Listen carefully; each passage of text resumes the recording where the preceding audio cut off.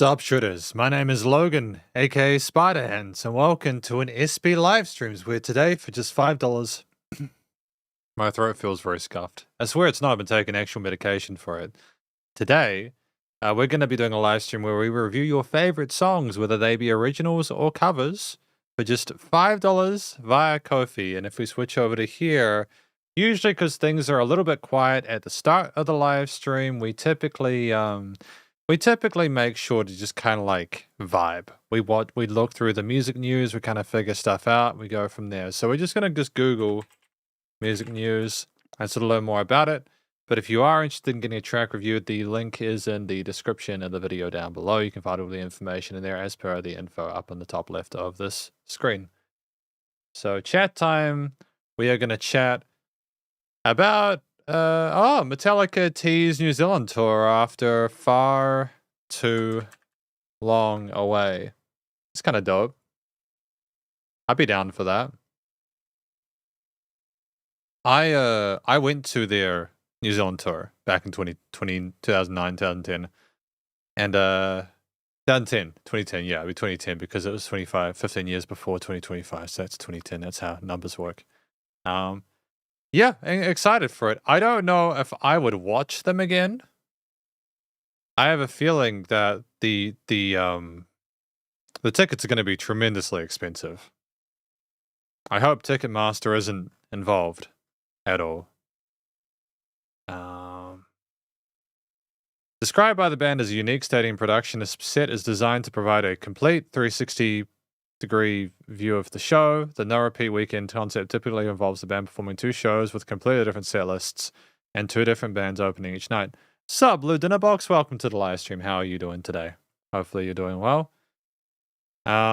You won't see the same song twice across both set lists spanning our 40 years of being lucky enough to make music. The same matter will be sure to have lots of extracurricular events planned for you to hang out with fellow Metallica fans on the night between shows.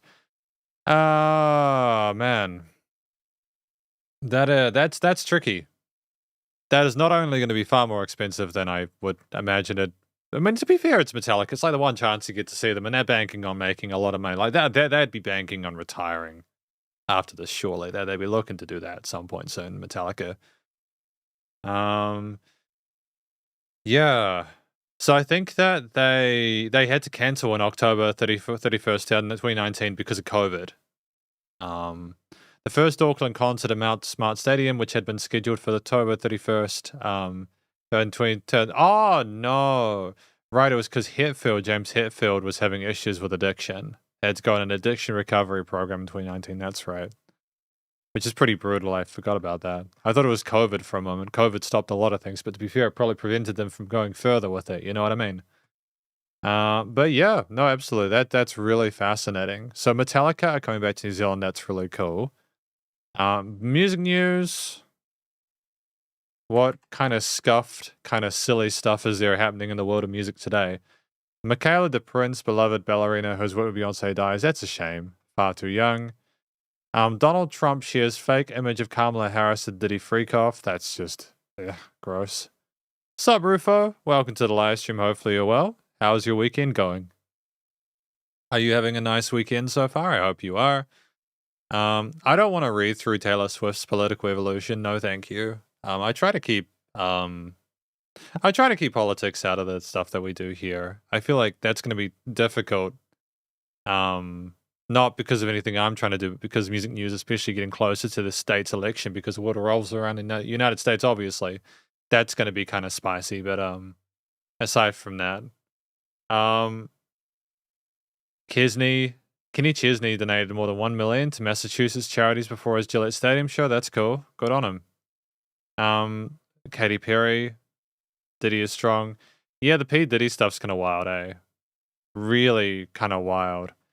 I don't see why an innocent man would be on suicide watch unless, like, clearly they've gotten really riled up by it. Yeah, that's Billboard. So not a whole lot of necessarily musical news apart from someone passing away and stuff happening with P. Diddy.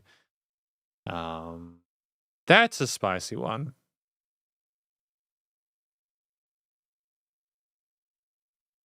That's a bit wild. Miley Cyrus is being sued over allegations that she and the co-writers of a 2023 hit Flowers copied elements of Bruno Mars' 2013 song When I Was Your Man. Tempo Music Investments, who own a share of the copyright, is behind the lawsuit.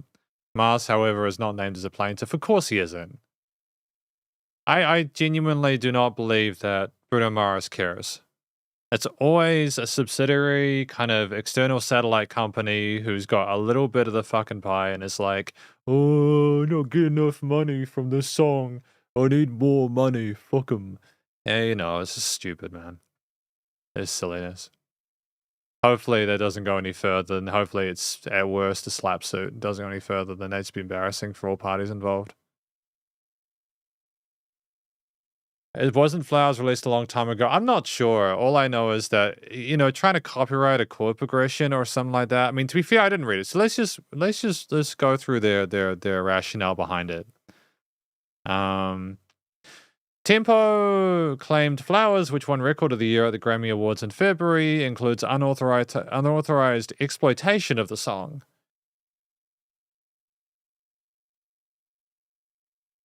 Okay, so apparently lyrically, I think it's an issue. I can buy myself flowers, Cyrus's chorus goes, write my name in the sand, talk to myself for hours, say things you don't understand. I can take myself dancing, I can hold my own hand, and yeah, I can love me better than you can. Um, Mars sings in his song that I should have bought you flowers and held your hand. Now my baby's dancing, but she's dancing with another man. Flowers duplicates numerous melodic, harmonic, and lyrical elements of When I Was Your Man, including the melodic pitch design and sequence of the verse, the connecting bass line, certain bars of the chorus, certain theatrical music elements, lyric elements, and specific chord progressions. So they're really keen for some money behind this, because I assume that they don't want Miley Cyrus to go to jail for having a similar song. They want money. They want credit for it, as if the song as if the 2013 song that was released is completely original, has never featured anything from any other musicians in the past before. It's just silly. It's silly stuff, but whatever, they'll figure it out. Any other musical news stuff going on here? T.I. and Tiny's 25 million OMG Girls trial were closing arguments. It's insulting. Takeshi 69 getting involved in some stupid stuff. Unsurprising. With revenge porn allegations by ex-girlfriend. It's good that Charlie XCX. There you go. Since I've been listening to a bit of Charlie XCX recently, sold out UK tour, 2008 throwback. Good things take time. Right. That's that. What years before her Brat Summer took over the world? Charlie XCX at the Royal Festival Hall on April 10th, 2009 in London, England. That's wild, dude. Good on him, man. Good on him for keeping at it. That'd be soul crushing, sticking at the music industry for 15 years, especially if you're getting that kind of like especially in that kind of attention from people, right? To not necessarily get to a height that you're comfortable with for 15 years. But it's great that they're getting there, man. It's awesome. I don't know what else to sort of mention here. I feel like that is the news.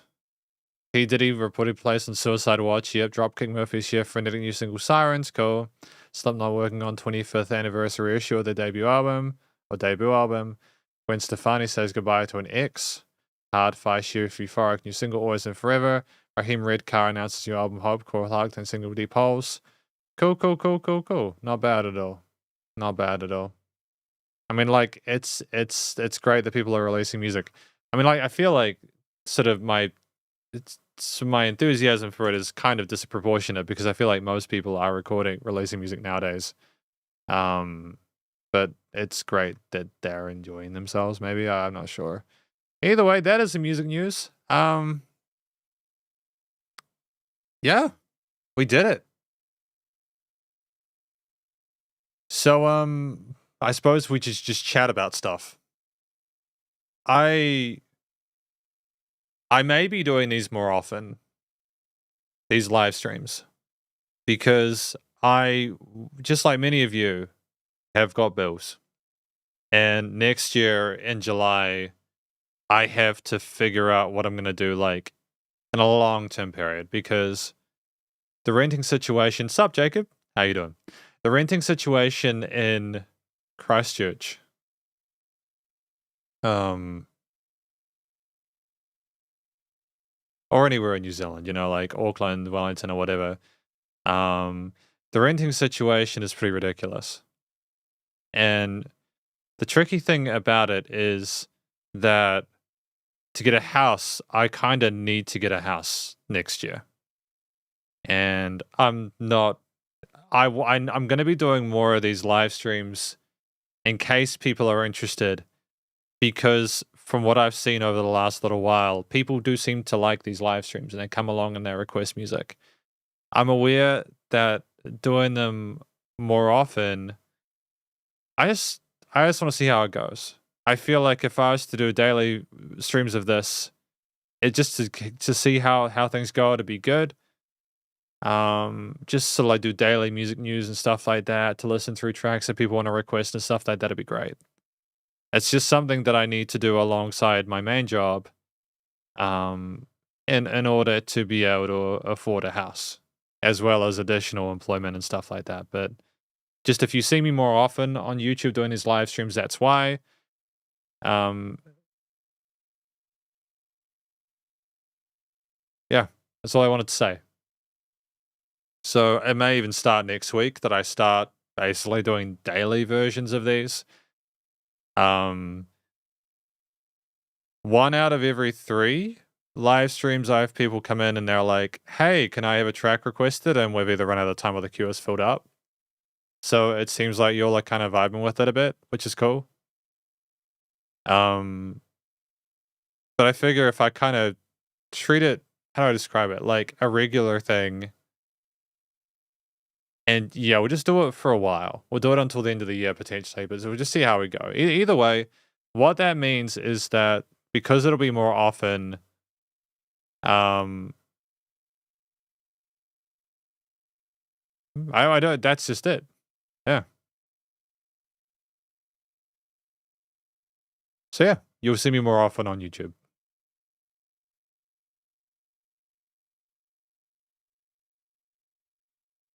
I don't know what else to say. I feel like that's it. I feel like we've looked through the music news today, and I've said that I'm going to be doing these more often. And even if people lose interest in these, and that's totally fine, it's just more that I just want to see how they go. Because I figure at the end of the day, especially if you're like a musician who just wants feedback or advice on their music, like especially if it's like original stuff, it can be a hell of a lot cheaper going through someone who gives like an unbiased opinion on your track than it can be releasing a track without getting any feedback. In isolation, of course, I understand people go through multiple reviewers and stuff like that, but it can be good to get that feedback because if you release a song and you don't get any feedback on it at all, it can be you can then maybe miss things that you could have improved on or changed before the official release and stuff like that. And so that's the kind of angle I want to go with it. Another thing that I want to sort of talk about while I'm here is that I'm also pretty keen to like a while ago I talked about doing like an SB Learns thing or an SB Googles thing. Something I wish that I had when I started learning about a lot of the musicians you all have put forward. I wish that I had um like a video I could have watched where I could have literally had like the first page of like a Google thing on a musician. And I want to make videos where I go through that and like videos, but like edited ones where like it's kind of like summarizes that information so that if someone is like, hey, like if they come to the channel and they're not sure who the person is, like I've got students who visit the channel and they don't know any of the musicians you all put forward because we just don't really have those musicians, exposure to those musicians in New Zealand at all. Getting used to Jay Chow and David Tao, it's a lot more natural to me now than it used to be to like know who they were. Um, but yeah, so I think that doing videos where like I go through those different musicians and just put them on the page and then just seeing how they go as well because it could be good just to even just sort of see what information is out there like um because musicians are inherently interesting, right? They really are. You never know what you're going to come across with people, and so I want to do that. But yeah, basically a summary of the stuff on the channel. There are probably going to be more of these live streams on the channel, like through Monday and Saturday. And it's simply because I'm just seeing if this is like a permanent weekly thing I want to do a couple of hours a day. And I'm aware that it might be also good to do some other kind of videos as well on a weekly basis, like maybe on a Sunday where it's just like more of kind of like, well, like a chill thing. I also would like to do like, again, get back to like monthly album reviews or like a live stream or like something like that as well. But it just depends. Like, depends on time. Yeah, sup Orange County Roo. How are you doing today? You alright? Welcome to the live stream. I think we've gotten a request, which is kind of cool. So we'll check that out. Let's do that. So this request is from Rufo. Just before I get into it, I think, yeah, I'm really going to be working hard on trying to sort of like be a bit more kind of like succinct with my feedback in these tracks, because I want to make sure that they're to the point and there's no fluff. And if you request a track, you get like a legit straightforward response from me about it and stuff like that. But yeah, we'll see how we go. That's cool, man. Welcome to the live stream, Orange County Roo. Hopefully you're having a great weekend so far. We're just gonna do Rufo's request right now, which would be cool. So Rufo has sent through a song. No, it's whatever genre you want. We get all sorts of types of music that come through here. It just depends on what you want to play. But yeah, so we got Rufo, add that to the list. And what has Rufo got for us today? Here we are. Okay. So I'm not sure how to translate that, but we're going to go to DeepAL. What do you get when you combine the power of AI with Azure? More intelligent apps, personalized customer experiences, and streamlined processes, just to name a few. Explore Azure AI. Start creating and experimenting with popular services free for 12 months. Sign up for an Azure free wish I could avoid this, but I can't. Bring AI to your business. I don't know about you guys, whether you guys are actively avoiding Windows 11. I am at this point. I don't like it. I've tried using it. It's not great. It's a bit kind of weird, clunky for me, but you know. So this is from Sheena Ringo, stem from the the Party Congress album. So let's go. Thank you, Roof.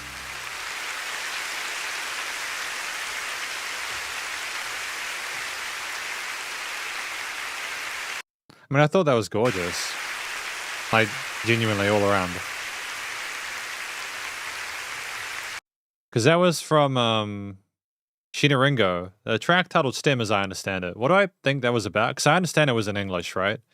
I didn't get all the words through clearly. But from what I understood, we were talking about the nightmares we were having and everything like that. And it kind of makes me wonder whether we were trying to avoid or move on from the things that we just couldn't forget.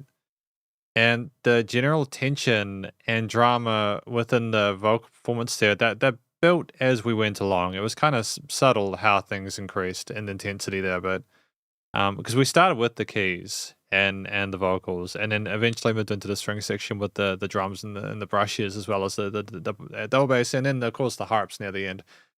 Vocally though, I think a lot of it was a sort of lounge jazz aesthetic. It was like a solo performance, but we had the band around us supporting us, adding more and more as we went along.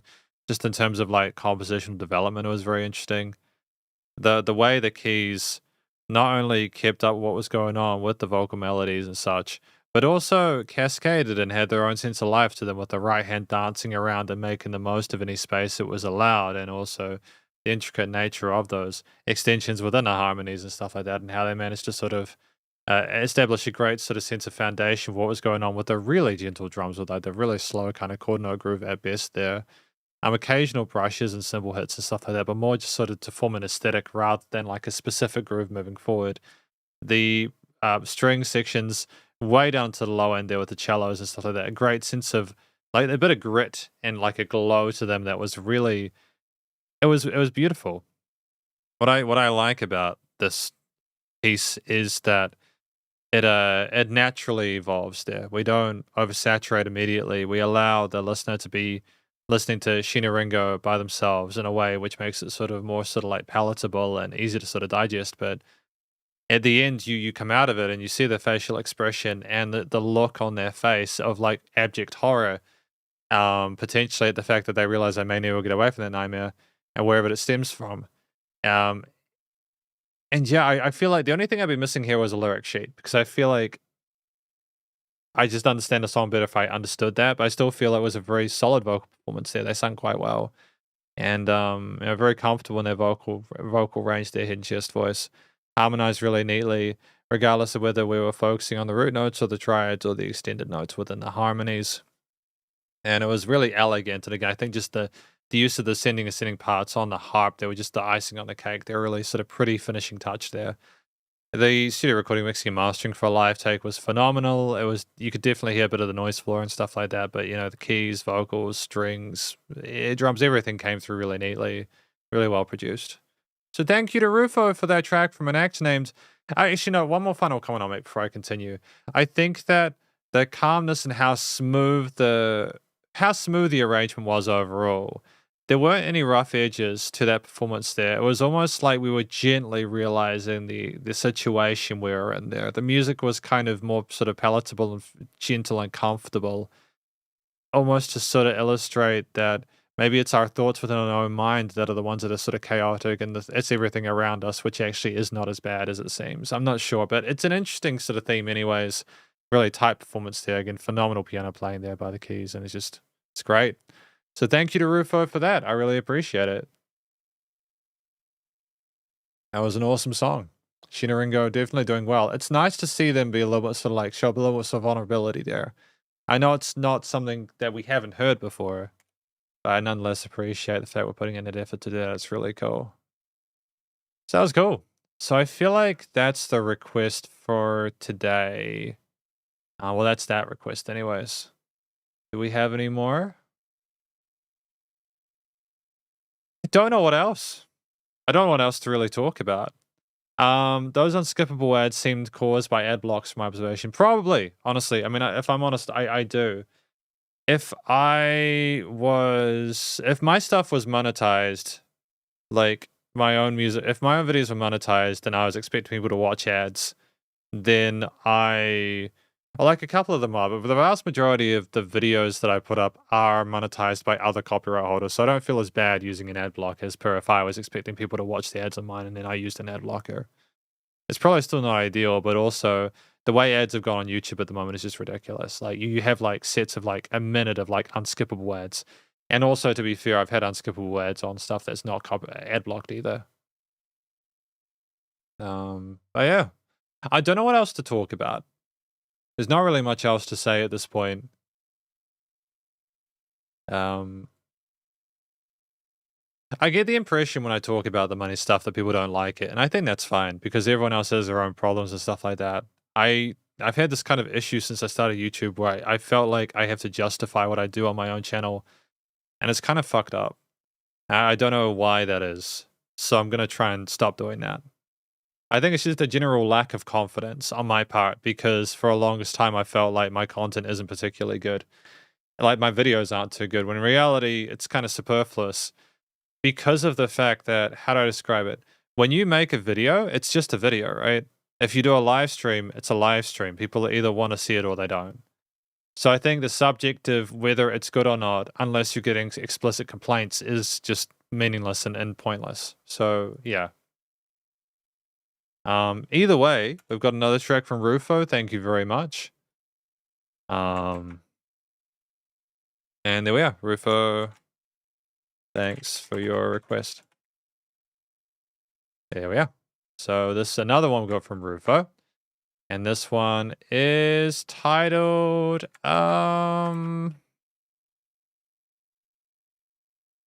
King Nu. Boy. What do you get when you come? Yeah, it's specifically this one. Yeah.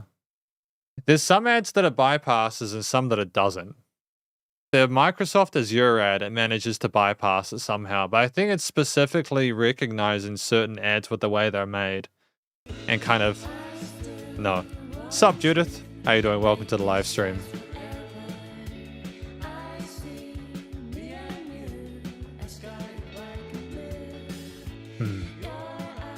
So there'll be some tracks there where we have... There's some days where I get absolutely no blocks. And then other days where like there's like 2 or something like that. But this is Rufo's request of an act track from an act named King Nu titled Boy. Oh no, they got their butts kicked. Damn. Oh, at least they're all friends again though. I'm not entirely sure what the song is about. I'll be honest, I don't know the language well enough to be able to sort of like ascertain that, but I feel like if I took it from the video, it's maybe like that you saw them in a band together, right? Maybe the track is talking about how they got together in the first place, their kind of relationship, the situation that they had. I'm not sure, but I thought it was kind of a really neat kind of tale there. They got bullied by people, like one of the kids got bullied and the other friends got with them and then they found a mate and then the mate actually got bullied. Or maybe it was people talking about the band and like the little pink guy was like a representation of the band in that situation. And so you get to a place where it's like, yeah, no, they found out they could attack the band and then they tried to stand up for the band. They got beaten, but they were together in the end. Maybe that's it. Maybe that's the situation we have there. Either way, I think that King Nu, they've got a... Sup, Alvin K? How you doing? Welcome to the live stream. I think that it's definitely a fun song. It's not a song that gets too down the dumps or too dreary sounding from like the vocal performance or anything like that. It's a very incredibly complicated piece of music instrumentally that has so much stuff stacked into it. And I think that there's like a wonderment to that, primarily because you walk into it thinking, okay, everything's just so perky off the bat, right? Like how clean the recording is of those guitar takes. But also it's just how do I describe? For it to be that busy, but to be that palatable and almost for that speed and like the tenacity of it to be kind of really, it's just got a great sort of groove to it and pulse to it. And the vocals kind of grounded, I think, so kind of going half time to that. So it makes sense rhythmically and harmonically, which is fantastic in the stereo field. And you have the vocal performance where they're clearly very comfortable in their head and chest voice, more so towards the higher range there. I think they were using mixed voice in some parts as well. No complaints. Their voice is distinct. You can recognize King Nu in tracks at this point because of the way they sort of hold themselves across their discography up until this stage. And they niche themselves effortlessly over top of the strings, over top of the guitar and the bass and the drums. And there's no complaints there at all. There's several distinct melodies there that are interspersed throughout the track, and they each are meaningful and harmonize well with the arrangement. The structure of the track itself is more sort of like there's verses and choruses, and there's like solo sections and parts where the drums or the bass or the strings, guitars or the strings have their moments and time to shine there. With the intricacy of some of those sort of like almost like they're like a sub lead almost in addition to the chorus, which is kind of amazing how they can manage to fit all that in the first place into a hook section, let alone into a dedicated solo or something like that. The bass line has a similar level of pep to the guitars there and maintains a great sense of pace there, explores the frequency spectrum well on the fretboard well without sort of overdoing it. The drums, there's just so many different sort of quarter, 8th, 16th, and triplet grooves. They explore the kit phenomenally as well. They're very tight with the way they play there, establishing a sense of pace and a foundation for a lot of the other instruments to sort of sit on and sort of like move forward on. But it's also the fact that they have their time to shine there. There's some interesting sort of drum solo kind of bits there with snare fills and stuff, but it never overwhelms or takes away from the main components that are in the mid to high ranges. And I like that we layer things that way regardless. It's impressive, man. The drums are spectacular, and then the guitar playing and the intro riff is just really intriguing and fun to listen to as well. And it just never stops. There are 2 or 3 main ideas throughout this piece with like tails and variations on the ends of them, but they're distinct and the transitions are seamless. And the string parts that we had are smooth. It's almost staccato-ish there. We're not sort of sitting too long on one note for whatever. We have a great, there's a lot of energy to it, almost like it's matching the intensity and the kind of the vitality of the kids within the movie or within the music video. The way that the overall theme itself sounds kind of upbeat and almost like whimsical, like even if we kind of get beaten up, or we're going to get back up and try and take it back, and we're going to accomplish our dreams, and we're going to grow up and be heroes and stuff like that. And you kind of get that with the animation as well within the piece. And you get that without like too much of a minor leading. It's typically kind of major. There's extensions and some dominant sevenths and stuff, but nothing too emotively complicated harmonically. It's just a really phenomenal piece with lots of different chances for the different instrumental parts to shine. And, you know, yeah, there's dynamic range to it. Studio recording, mixing, and mastering is aptly handled. Phenomenal. Phenomenal recording. They can all play their instruments. It's just great. But thank you to Rufo for that. I think it's because my subtitle is in Chinese, so the link I give you makes into subtitle Chinese. It wouldn't surprise me, to be fair. That's probably the same if I gave you one. Usually those are skippable, but YouTube detected ad blocks, making it not skippable. Fair. Blue Dinner Box, here's what I'll do. I will test this over the week, and I will see how I go with it. I'm taking what you're saying for what it is, and I want to see if my experience changes regardless, because at this point it's like, it's just kind of icky. I don't like having to watch 1 minute 15 ads. But then, of course, that's just how YouTube works, right? And people should be able to monetize their content, and it's fine, so I get it. But anyways, thank you, Rufo, for that. That track is completed. King Nu, Titled Boy. What do we have next? We have 3. Jacob Good. Thank you, Jacob. And what does Jacob have for us today? Jacob has Gary Chor, The Only You in the World. Cool. Here we are. So this is Gary Chor, titled The Only You in the World. Let's do it.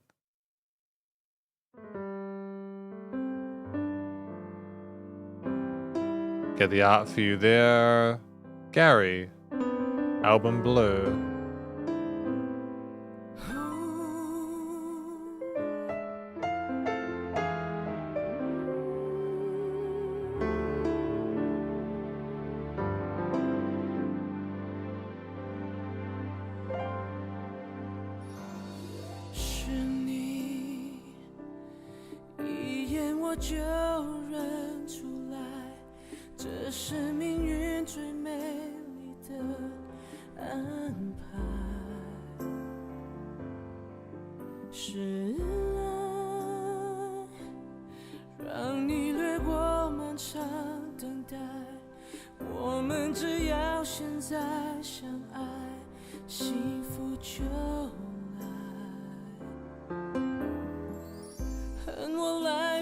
That was a really pretty bell tree.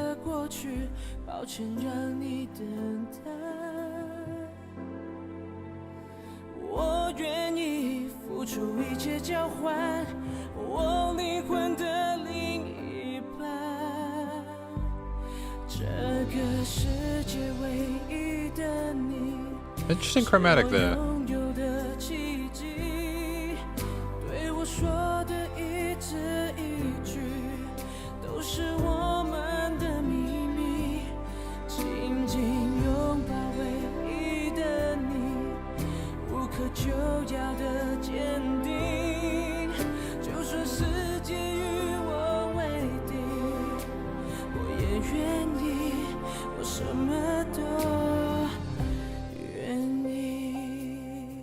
That kind of throatiness there is kind of interesting. And bells. Lots of different ingredients.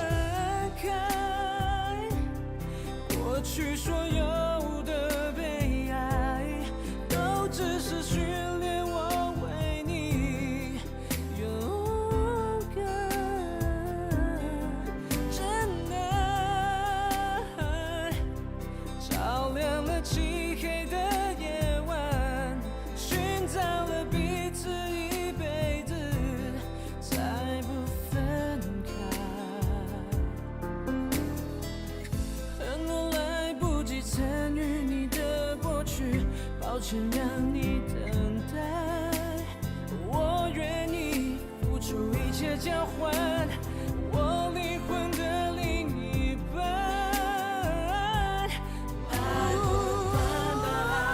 I like that we're introducing a choir here. I like that.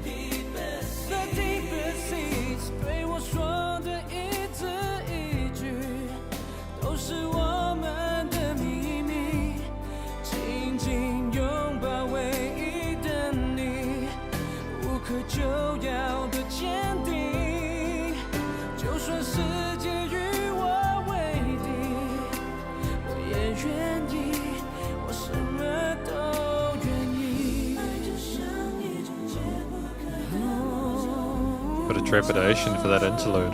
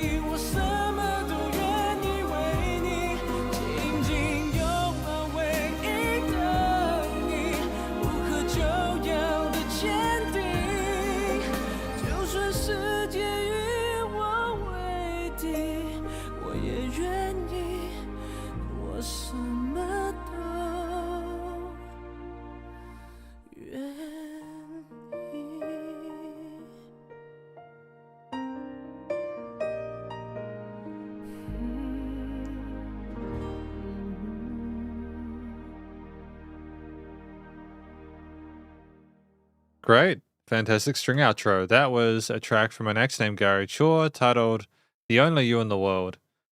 Now, I assume from the lyrics, I will climb the highest mountain, I will swim in the deepest sea. We're sort of inferring to the fact that we do whatever we could for this person that we loved.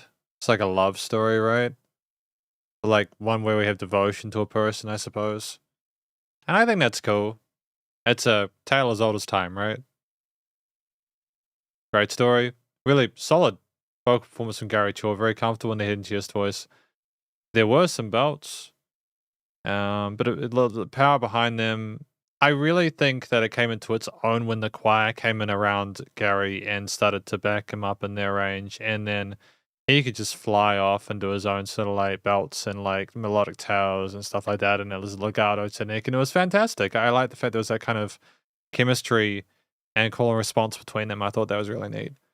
We sound sincere in the way we approach things. We've got dynamic range with the vocal technique, and we also have variety within the actual vocal section itself with the different layers. So it's all very positive, and we do sound quite earnest and believable in the way we express ourselves, even if I'm not necessarily sure what the words mean, outside of the English parts.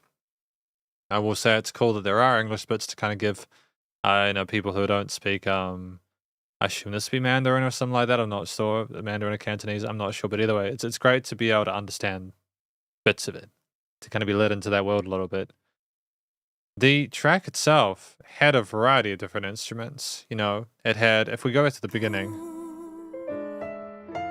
it started with keys. I was sure there were keys, but I wanted to figure out if the guitars came in later on or not. They came in later on, as well as the drums and the bass and the synthy pad kind of elements there, and some bells and the bell trees, and maybe some 808s as well. We had a lot of different ingredients within this track that was typically made up of verses and choruses. There was an interlude in that later stage, which got a bit dark. Then we did a key change, and it became all kind of bubbly and up and at 'em and very kind of almost euphoric. And we stayed there in that realm, and we enjoyed ourselves. And I appreciate the fact that we did that, because what's really cool about this song is that while it was fairly easy to follow along to, and a lot of the elements were kind of predictable if you're familiar with the format, it was little things like, again, the choir adding to that, the variations with the right hand of the piano parts there, the kind of grounded, kind of like sincere tone of those guitars with the glow to them. It's the bells that kind of peppered and sort of decorated things and made them kind of pretty as well, like in that lighter range there. And the bell tree transitions weren't too overdone and too overextended. I think there could have potentially have been an alternate lead layer if we didn't have the choir, but we did, so it was fine. There was variation with the leads there. The progression in general kind of sounded like someone It reminded me of a lot of like pop music in the 1990s, you know, like in a lot of the Western stuff from then. But I feel like it was handled really well, almost like a tribute to that here. Gary Chaw made it their own. And again, that key change we had later on there was masterful. It really did kind of sound like we're almost celebrating the fact that we had this person that we would give the world to, that we would do all these things for. So that was really pretty. My throat.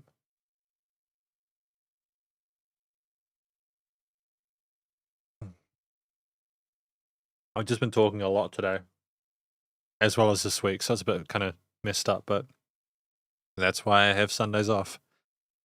So yeah, it was cool, man. I think really well written, well performed. The instruments came together well. The drums were fairly minimalist, they pocketed, so the bass.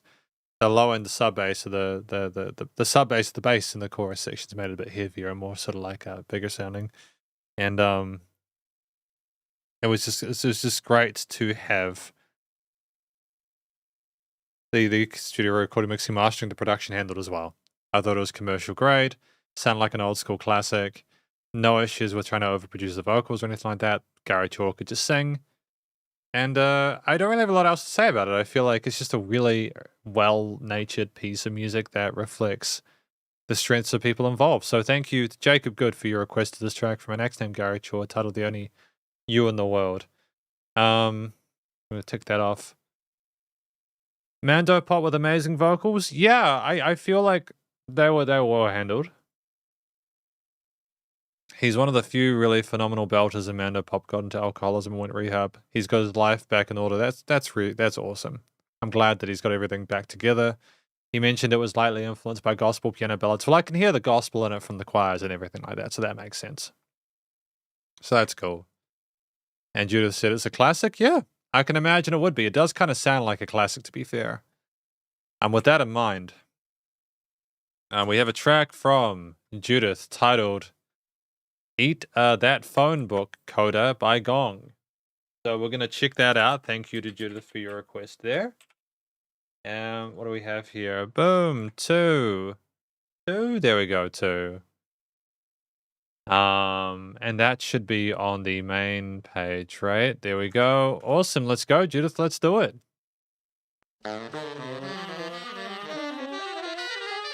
Let's see out there.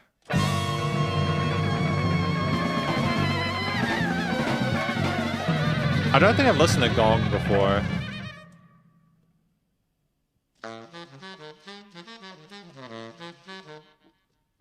Nobody else can tell you, everybody got their own way to do it. Papa Zoom, zoom, I got my hopper double, sticky stacker. Papa Zoom, zoom, I got my hopper double, sticky stacker. Bum, ticky, bum, a triple cup, a triple, oh, mamma mia. Bum, ticky, bum, a triple cup, a triple, oh, mamma mia. I mean, the drums are redonkulous, dude.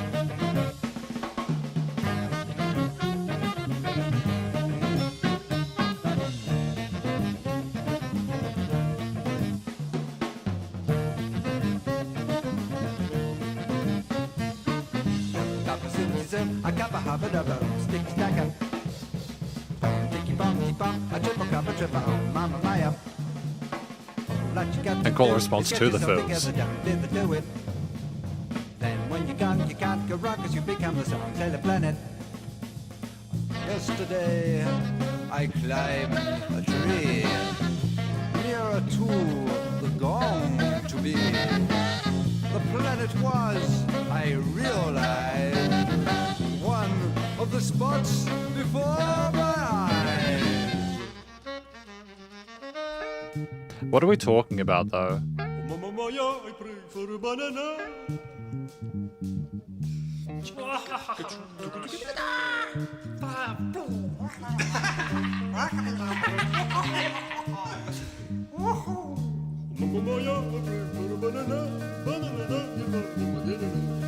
It's great that we're scatting alongside the bass there. I think it's kind of dope.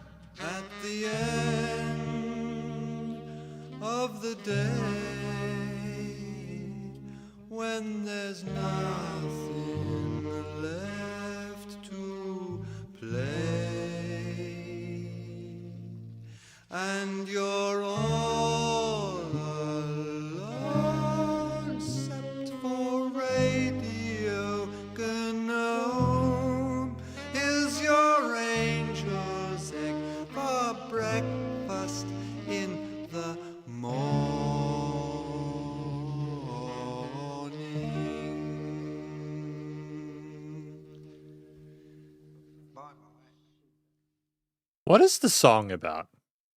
What is the song about? Judith, what is the song about? What is what is it about? We got the thing about the line about like the being on your when you're on the lonesome, we got nothing left to play, right? What is it?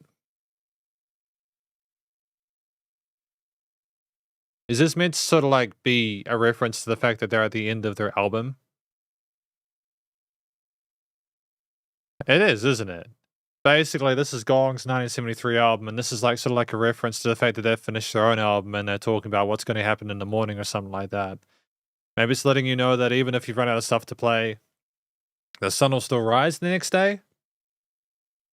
I'm not sure, but either way, I think that this is Eat That Phone Book Coda from Gong. Yeah, I kind of think they were high too. Yeah, I get that. So basically, this was a track where they were potentially high when they wrote it, and it's about not eating a phone book, but like it's just a very raw expression of music. I don't necessarily think that they were trying to sort of break your head with like the weight of the lyrics or like the story being told. But effectively, I think it's simply about it's just they're trying to finish the album somehow and kind of let you know that there's more to come, even when you run out of stuff to play. So, and that's like an allusion to the end of the album. So, like basically, the vocal performance, the singer can sing really well. They've got great vocal technique. And there were some really interesting melodies. We had our own voicings, like at the end there were things slowed down, but also throughout the track. And we also did some scatting along time, some of the bass parts and everything like that. And some of the saxophone parts sort of chimed in alongside that, which was kind of cool. And, you know, there was a lot of really tight musicianship there, but the vocals were more of like a kind of a storytelling device and kind of more of kind of another instrumental layer to go alongside everything else that was going on. I have a quick look here. I was just trying to like figure out what the guitar was doing through this. I think the guitar throughout this piece, which was through composed, but then understanding the singer could clearly sing, has solid vocal technique, was more, they were more kind of having fun throughout the entirety of this piece. Your guitar is typically playing sort of like bar chords or sort of harmonic devices there. The bass line walking all over the place. The bass was frenetic. It was just exploring those modes and scales and walking around and sort of dashing around the place occasionally. Very quick, very agile. And it was fun to listen to regardless of whether or not there was someone scatting over top of it. And it was in sync with a lot of the really kind of fun, interesting things that were going on with the drum beats, you know, the drum kit, where there are a lot of sort of like ride kick and snare grooves, some interesting sort of snare fills rolling around with the high and floor toms as well there. Some cool and response going on between like some of the vocal parts going into those drums there, which was kind of neat. And instrumentally, just really fascinating. Clearly musicians who know their instruments inside out and were very, very tight. And there was great chemistry between everyone involved. It was more explorative. It was more trying to, I think, to provide an overall experience there. There were definitely some distinct sections where they clearly thought them work out quite well, and it was easy to follow along internally with those. Just trying to get a feel for the context of it, I think, without the rest of the album is potentially kind of tricky. But either way, it was really well played, and I think the overall theme is one where, like, because of the bounciness, again, of the saxophone parts, they're incredibly well phrased there. Similar methodology to some of the vocal parts there. They kind of mirrored each other and played off each other, which makes sense. You know, it's kind of saxophone being in a sort of similar vocal range or frequency, part of the frequency spectrum to the saxophone and vocals being similar like that. It makes sense that you kind of want to either mirror each other or sort of take turns. And they had their own voice and personality within the track as well. Especially like there's a part where there's like the scatting over top of the bass line, and then they also got into extra saxophone parts there. There are just variations in intensity, energy wise. You know, it wasn't the same loudness the entire time. They messed around with like the flow of the different sections and the theme overall. Yeah, it wasn't taking itself too seriously. It was trying to sort of be more sort of fun and friendly, upbeat and positive, like they were having a fun time there. It just sounded like musicians who could play well enough that they knew that whatever they did, they could probably sort of mirror each other off with. So they were confident in their abilities, and that's the show of their confidence there. Finishing off like that. Oh, I think it's the conclusion of Angel's Egg. Ah, here's your Angel's Egg for breakfast in the morning. There we go. Thank you. There we go. That's what I was missing. I was missing the Angel's Egg line. But the Angel's Egg, that makes total sense to me. And I assume the impression was that they were trying to sort of like tell you, that's your album. You've had it now. So that makes sense. It makes total sense. So it was just a final select iteration of the end of the album. So that's cool. Yeah. Happy with that, man. No complaints about that whatsoever. I think it was, the studio recording, mixing and mastering for the 70s was tight. Bit of graininess to it, but that's to be expected. It was a live take. They were all playing their instruments in the same room. And everyone could hear each other, and there was a sense of kinsmanship over top. You could hear the people speaking in like the background as like the mics were still on when they finished the track after they stopped playing their instruments. And things were well leveled, and the panning of the drums and stuff like that on other parts in the stereo field was really interesting as well. How things would kind of move around the headphones like that. I thought that was really cool. And yeah, honestly, a great first impression of Gong. They're a great band. And I understand why people like him. So thank you, Judith, for showing me that track from an ex-named Gong titled Eat That Phone Book Coda, the early version of it. I feel like it'd take a while to go through the little intricacies of the individual instrumental parts like that, but like, because there's just so much going on, but the way they came together was really well measured and well played. Okay, moving on. Thank you very much, Judith. I appreciate that. What do we have next? We have one from Dinahe, I think. We have another. We still have 3 in the queue, which is cool. So I'm going to update that to 3. And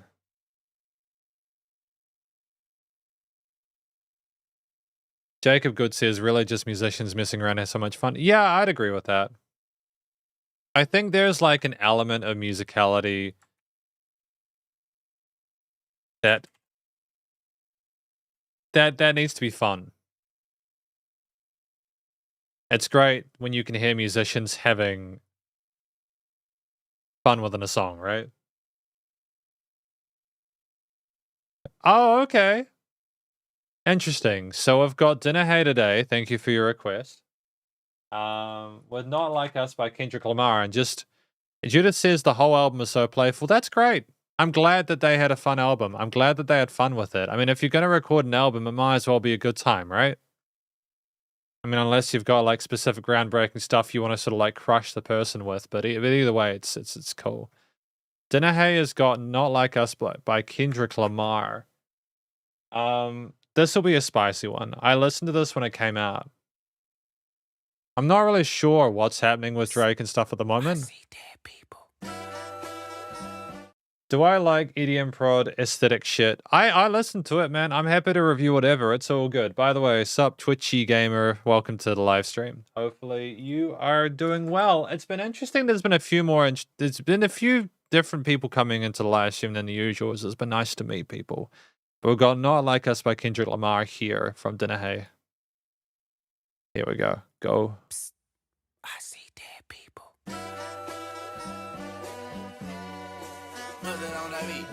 Aye, monster on the beat, ho, Debo, any rap nigga, he a freak throw, man down, call her Amber Lambs, tell him breathe, bro, nail a nigga to the cross, he walk around like Tizo. What's up with these jabroni ass niggas trying to see Compton? The industry can hate me, fuck them all and they mama. How many options you really got? I mean, it's too many options. I'm finna pass on this body, I'm John Stockton. Beat your ass and hide the Bible if God watching. Sometimes you gotta pop out and show niggas. Certified boogeyman, I'm the one that up to score with him. Walking down whole time, I know he got some hoe in him. Pole on him, extort shit, bully the flow on him. Say Drake, I hear you like I'm young. You better not ever go to cell block 1. To any bitch that talk to him and they in love, just make sure you hide your little sister from him. They tell me Chubb's the only one that get your hand-me-downs. And party at the party playing with his nose now. And Baka got a weird case, why is he around? Certified lover boys, certified pedophiles. Wop, wop, wop, wop, wop. That fuck him up. Wop, wop, wop, wop, wop. I'ma do my stuff. Why you trolling like a bitch, ain't you tired? Trying to strike a chord and it's probably A minor. Yeah. I mean, even though Kendrick Lamar is clearly just not having fun with... He's not having a good time with Drake at this point in time. He also seems like he's... How do I describe it? He's put it all in this track. He's sort of laying it all out, and I appreciate that. I mean, you clearly you'd expect him to put all the effort he needed to into all of his tracks, but this one, it seems especially pointed.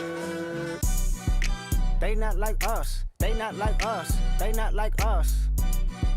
They not like us. They not like us. They not like us. You think the Bay gon' let you disrespect Pac, nigga? I think that Oakland show gon' be your last stop, nigga. They cold foul, I don't know why you still pretending. What is the owl? Bird niggas and bird bitches, go. The audience not dumb, shape the stories how you want. Hey Drake, they're not slow. Rabbit hole is still deep, I can go further, I promise. Ain't there some P-rest that's for bitchin'? You Malibu most wanted, ain't no law boy, you ball boy, fresh Gatorade or something. Since 2009, I had this bitch jumping. You niggas will get a wedgie, be flipped over your boxes, or over your foe. The other vaginal option, pussy. Nigga better straighten they posture. Got favorites all up in contact. Might write this with a doctor. Tell a pop star quit hiding. Fuck a caption, won't action. No accident. I'm hands on. He fuck around, get polished. Fucked on Wayne Grow. He was in jail. That's conniving. Then get his face tatted like a bitch apologizing. I'm glad D-Rose came home. Y'all didn't deserve him neither. From Alondra down to Central. Nigga better not speak on Serena. And your homeboy needs subpoena. That predator moving flocks. That name gotta be registered and placed on neighborhood watch. I lean on you niggas like another line of walk. Yeah, it's all eyes on me and I'ma send it up the pot. Ay, put the roll label on me. I'ma get them dropped. Ay, sweet chin music and I won't pass the ox. Ay, how many stocks do I really have in stock? Ay, 1, 2, 3, 4, 5 plus 5. Ay, devil is a lie. Here 69 God. Ay, freaky ass niggas need to stay their ass inside. Ay, roll their ass up like a fresh pack of Zod. Ay, city is back up. It's a must. We outside. Ay.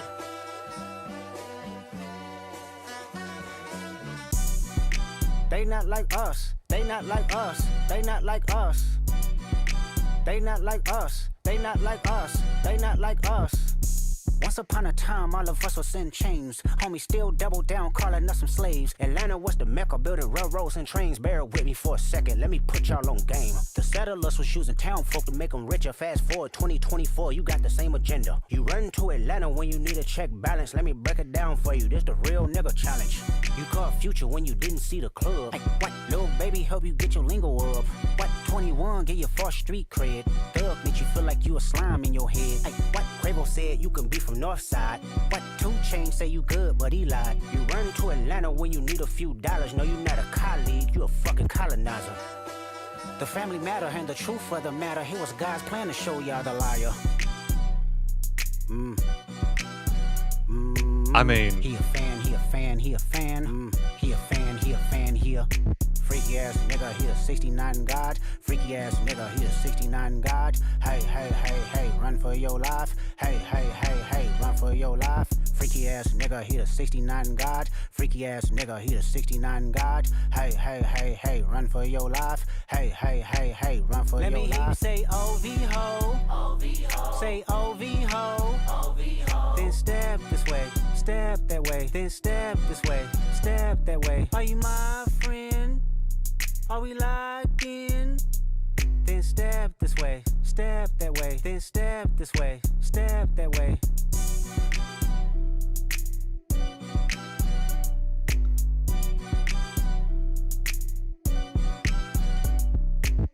It's ferocious. That was Not Like Us by Kendrick Lamar. I deliberately stayed away from this track when it came out.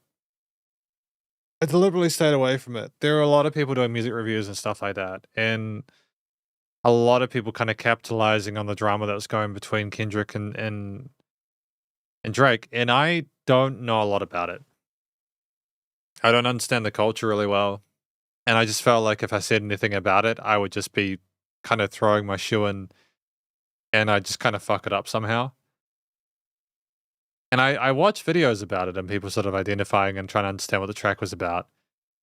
And the most I'll say about it is that Kendrick Lamar, there's some, like, calling Drake a colonizer, implying that they've been getting with underage people. It's just, it's ferocious. They're such bold claims. And it was incredibly intense when this first occurred, just the back and forth between the two of them. And I don't know what happened to it since. I don't know what's happened, what's like where they're at, what's occurred, you know, like it was just so brutal, dude. But, you know, Judith said the first time I heard this track, I was like, oh Lord, this is a murder. Yeah, this is a murder. This is, and they're talking about other people as well. This track hits harder after News said 1,000 bottles of lubricants were found during the Diddy's house raid. There's just a whole lot of weird ass stuff happening at the moment with people who just made really awful, stupid decisions and done really awful, stupid things. And it really is a test of, do you separate the musician? How do you separate the musician from the music? And I think with Drake, if there is this kind of identification that he got the reputation he has, the status he has, Kendrick doesn't think he's real. And it's just how it is. And it's wild, man. And it's like, damn. I don't think I'd be doing justice to the track to go through what it's about in detail. I feel like there's a lot of people done it a lot better than I have, but I understand the story to an extent. I think Kendrick's rapping in this was absolutely phenomenal. Voiced himself incredibly well, articulate, eloquent. There were some catchy parts. There were some parts where it got down low and serious, and you felt like you were being told off, even though you had nothing to do with it. A lot of different voicings, and we had the back and forth at the end there and the outro there, which is really great. And it's just really interesting vocally as well. It's not just that the story was fascinating and dramatic, but it's also that the actual rapping and everything done there was phenomenal. And it's not just that we can verbalize really well. The theme from producer, I think Mustard, if I'm not misunderstanding it, like apparently we detuned the piano for a bit more sort of severity there. The strings with the keys there, the relative simplicity to the key pattern there, the strings are bam, bam, bam, bam. It's just so severe and intense with the tone of that. The bass is gritty and throaty and kind of kicks you in the teeth.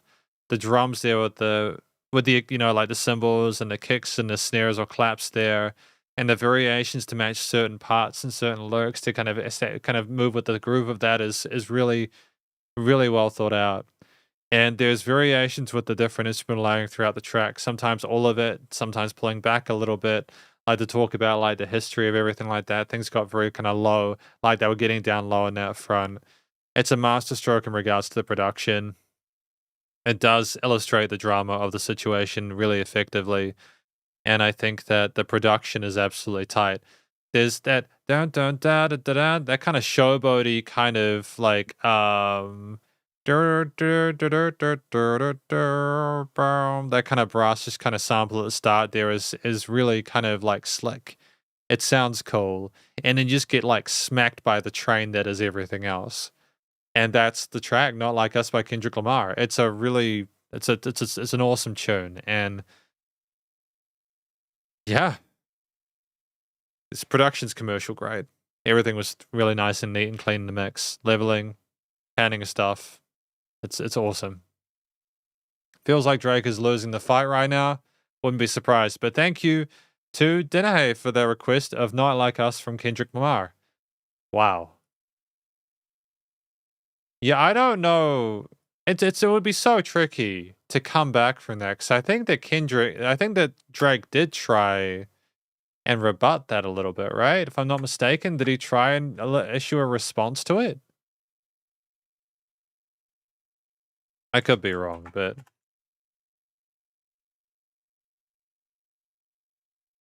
we have another request from Judith. Thank you for your request. What does Judith have for us today? This is the titled Justin Lowe Die Hard. That's cool. A simple story of fighting what you love, no matter doing what we love or for what we love, no matter what it takes. I don't remember Drake's reply being particularly strong, but I also was not up to the lore at that point, so I could be wrong. I think the fact that people consistently refer to Not Like Us and not the response from Drake is kind of what we've got there. To be fair to Drake, I think the initial track that Drake made was like apparently very good, but then like Kendrick dropped his track an hour after or something, and it just decimated it. But this is Judith's pick from Justin Lowe, titled Die Hard.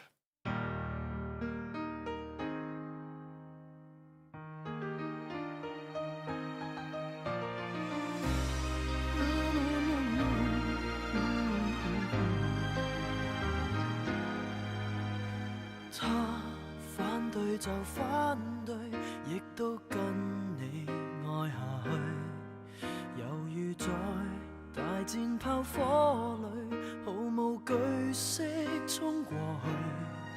誰狂怒，誰冷漠， The way the strings cascade with the vocals are dope. 不登對，無能力與霸權比賽，還是可比他多老幾歲。200年後再一起，應該不怕旁人不服氣。團圓或者晚了20個10年，仍然未捨棄。換個時代再一起，等荊棘滿途全枯死。這盼望很悠長，亦決心等到尾，等得起。 And how the keys fill in that little gap in the vocals with the strings as well is just tremendous.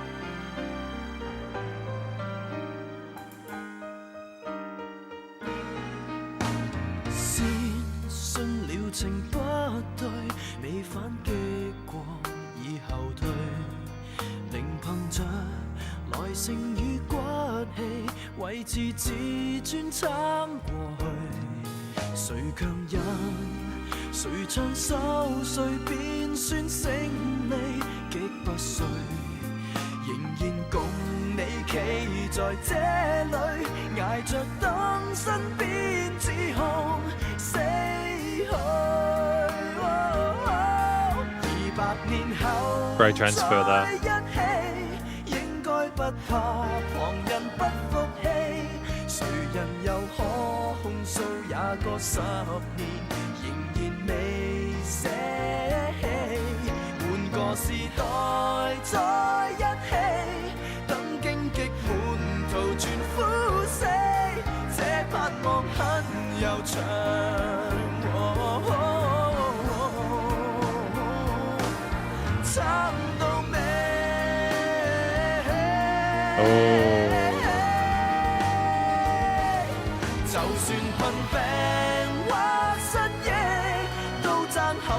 That was slick.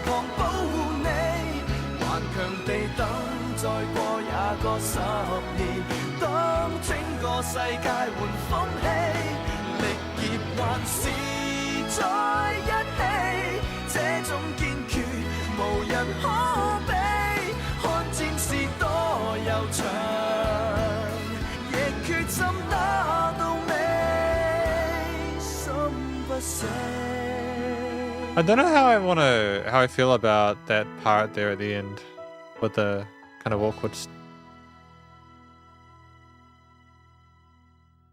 Okay, so just in case I forget, I thought that transition, that conclusion to the piece where it went down like that and kind of resolved with the keys was really pretty with the strings. It's not an uncommon thing to occur in these tracks, but I thought it was well phrased. That was Die Hard from Justin Lowe, which again is a simple story of fighting for what you love no matter what it takes. I can't breathe through my nose. I think I'm going to have to... I can't... it's very occasional. Sometimes I can breathe through my nose, sometimes I can't. Today is not one of those days. We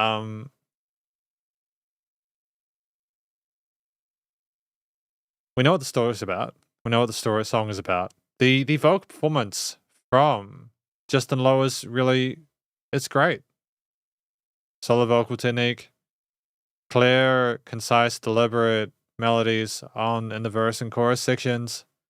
The interlude section there with that short switch to the key change there was wonderful. And we expressed ourselves really authentically, and it seemed like just a really well orchestrated track throughout there on the mic. I think that we had a lot of soul behind it, and some of the tells and some of those legato passages after the words were great as well. And I think that I can breathe again, that's fine. I'll enjoy it while it lasts. The track at 3 minutes 37 was well phrased as well. I think that we had different verse and chorus sections, as I mentioned, with pianos and strings and a bit of some guitars and bass and drums, and not there weren't any sort of alternate leads. When there were more keys, there were more strings and vice versa. And I liked the fact that they built with each other and never felt stagnant and never felt underwhelming. And I like that there was a lot of color and an exploration of the different scales and keys modes within them. We danced around. The strings and keys play with each other, especially after that first chorus. And the guitars arpeggiated, the drums with like a triplet groove, quarter 4/4, but triplets. And that kind of almost like we were dancing through life a little bit, so to speak. And we might have had some fill transitions, but that cymbal groove was sort of the dominant feeling, with the bass articulating the root notes fairly effectively. And we had a few kind of bits where I was like, like there was like the short key change there, like that one sort of half bar or whatever, or one bar, and then boom, when we were going up there, which I thought was kind of nice. It was a fun idea. There was like a dun dun dun dun dun dun, which I don't necessarily feel was great, because it kind of felt like we were sort of stumbling over what we were trying to over the track of what's the story we were trying to say. But it might have been like an audio visual experience thing, or it might have been trying to emulate the feeling of being on your last few steps working towards that main goal. So I think overall, I think there's a lot to appreciate through this track. There wasn't any filler within it. There wasn't a need for alternate lead melodies there. I think we made clever decisions in regards to songwriting. The theme did sound like we were working towards a brighter future, that whatever we needed to do, we would be able to make it through the major leanings and stuff like that. And generally that ballad format works well for situations like this. And the studio recording, mixing, mastering was commercial grade there. No issues with any of the vocal, like the leveling and stuff in the mix. Things were nice and wide in the headphones. The music surrounded you in the cans. The things were level, weren't any resonant frequencies or anything like that. It was just really stellar. So I understand why people like it. And thank you to Judith for the request of this track from an ex named Justin Lowe, titled Die Hard. Judith says the key idea of the lyrics is that the protagonists are the outcasts, and they would wait, fight, outlive the accusers until they're accepted by a more inclusive world. I will note, just before I'm going to be right back. Just got to go do something in a moment. But I think that I don't know if I necessarily got the feeling of that kind of edginess of trying to sort of rise up against that kind of oppression from this. I feel like we could have potentially had at least one kind of grittier texture, like a electric guitar or like something spicier in there, just to kind of give us a feeling of, oh, it's not that we're trying to sort of rise up for something necessarily romantically, but they were trying to overcome the people that are pushing us out to the sides, and we're going to sort of come back with that. Or maybe we were trying to say that it would be nice to be included and that we didn't need that edginess and all. Either way, thank you, Judith, for that request. I appreciate it. I'll be right back. I'm just going to go change my camera battery and do a couple of other things. BRB.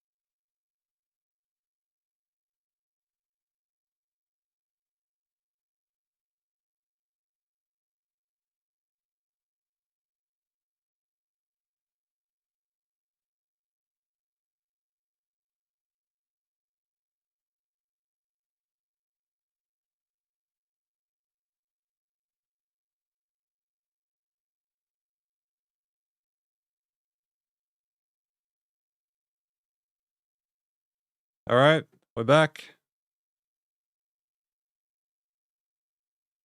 All right.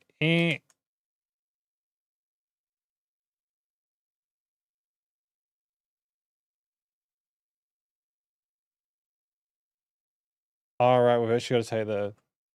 Oh, we are good.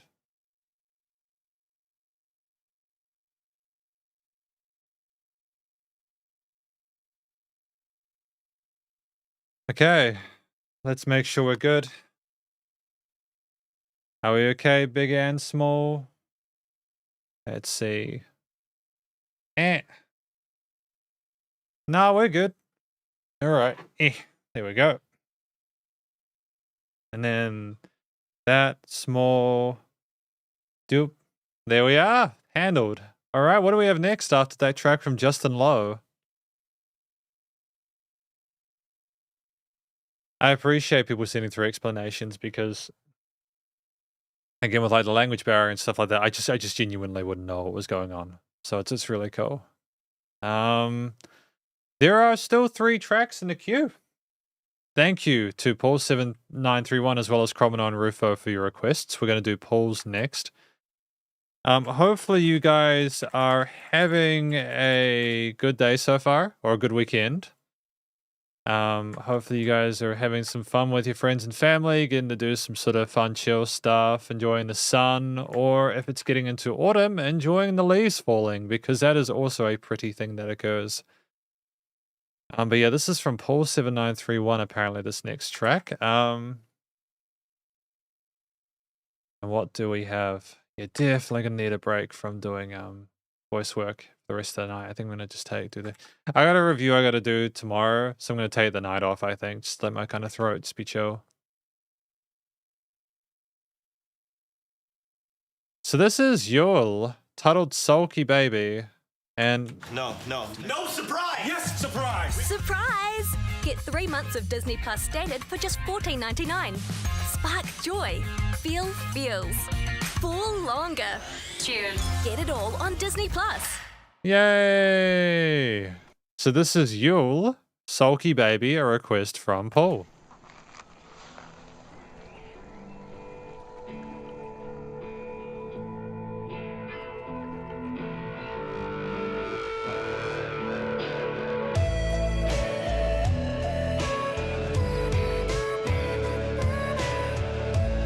That is a very different aesthetic, isn't it?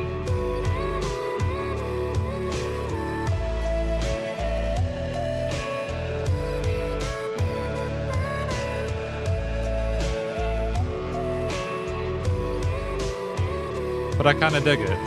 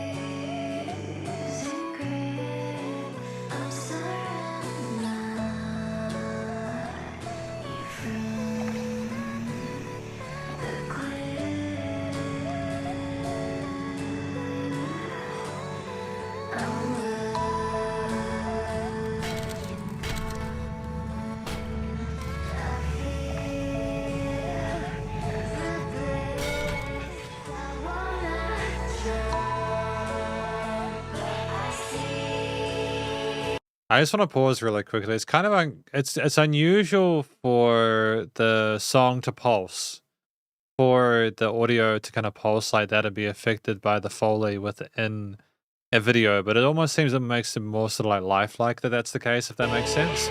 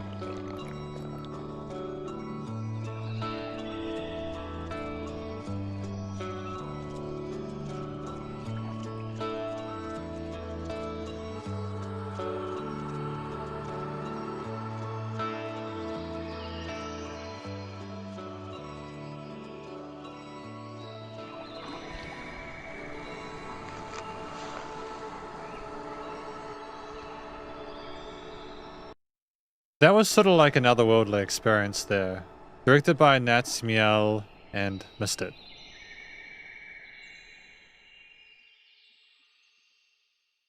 The use of the bird foley was kind of cool at the end though, I like that.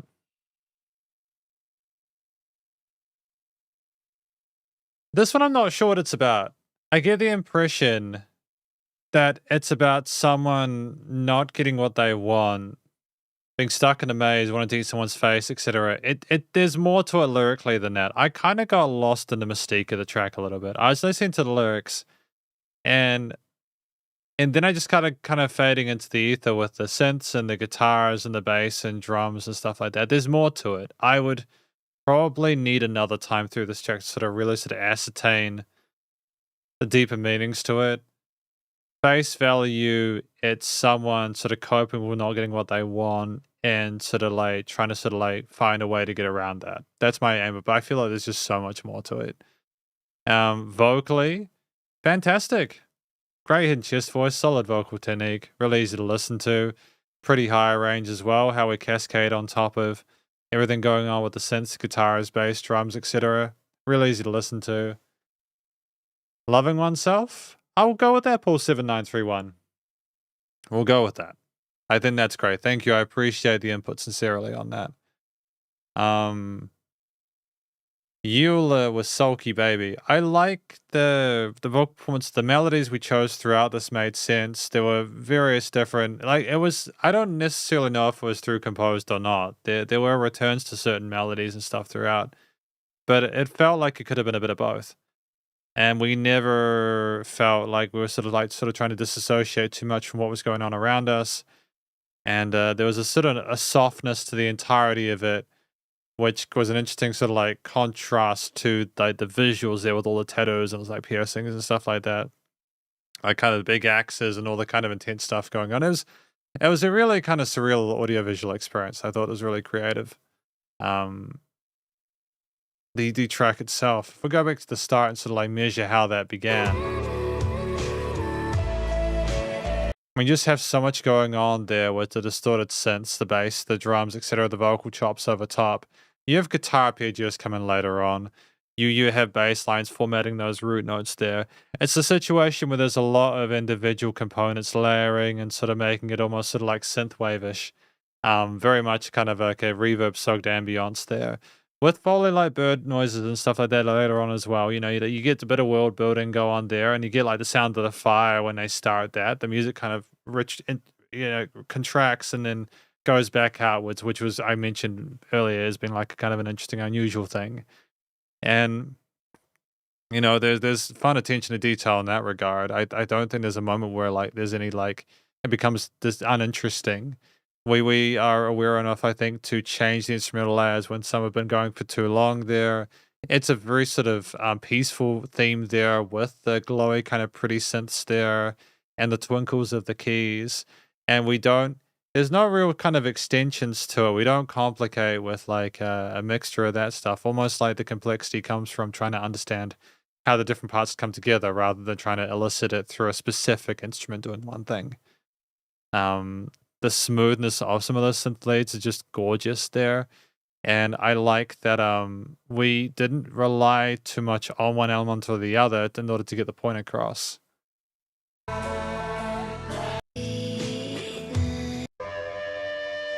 But like we rely on some noisy elements like the distortion there, the drums for the sense of groove the whole entire time there. Well, not the whole entire time. It's like relative, kind of like quarter note accents on that. They're moving between the hi-hat, snares, and kicks. Hmm.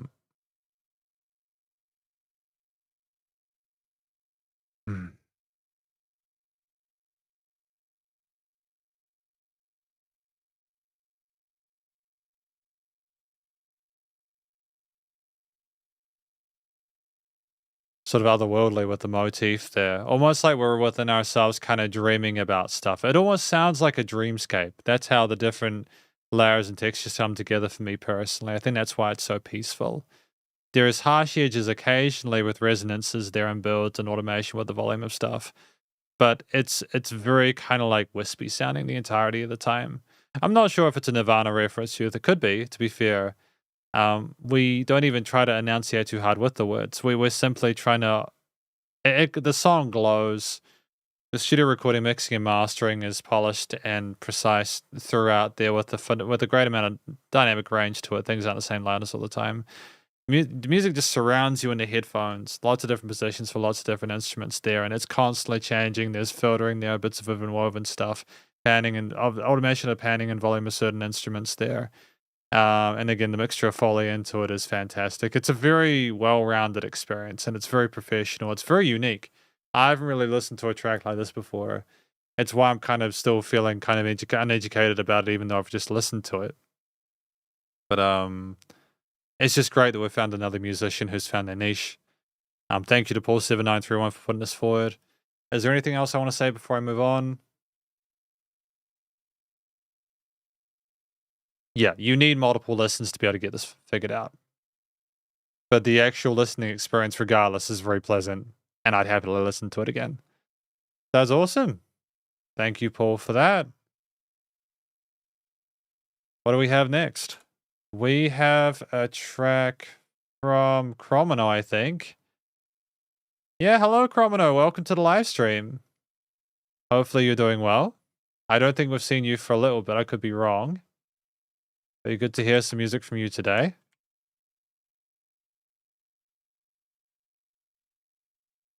What does Cromino have for us? It is Cynical City, Shin Tokyo. Cynical City. So that's great. Thank you also for putting in the translation of the Shin Tokyo part, because I would need to translate that part as well, just to kind of get it. But let's go, Cromino. Let's do it. Let's go. Oh, right. Okay, cool. 無機質なこの行動とずれかけたテンポに緩み預けて踊ろうぎこちなさも美しいと思える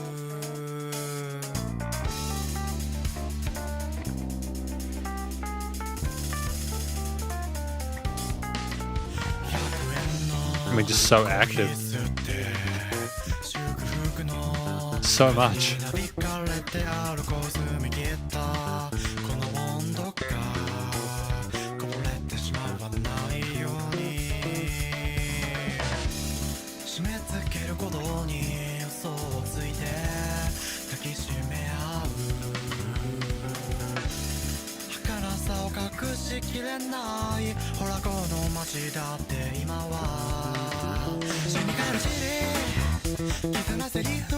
And there's ceiling to it?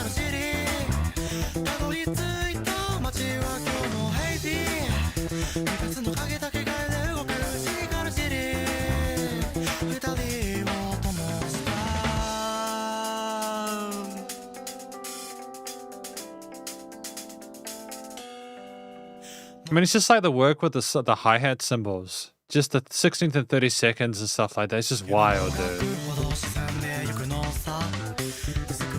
And the rim shots.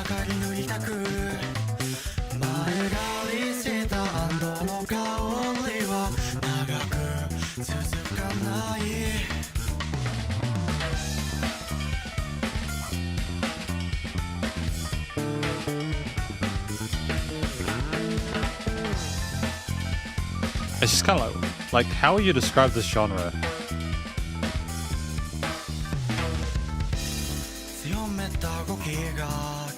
Subtle pad there as well, cool.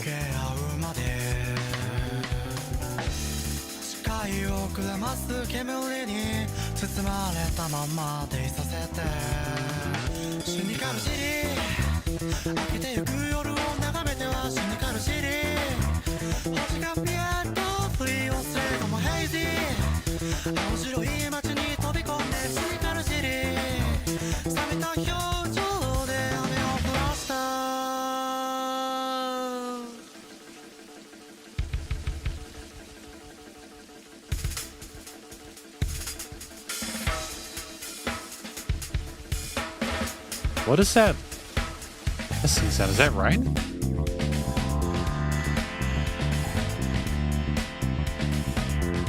we have rainfall in there?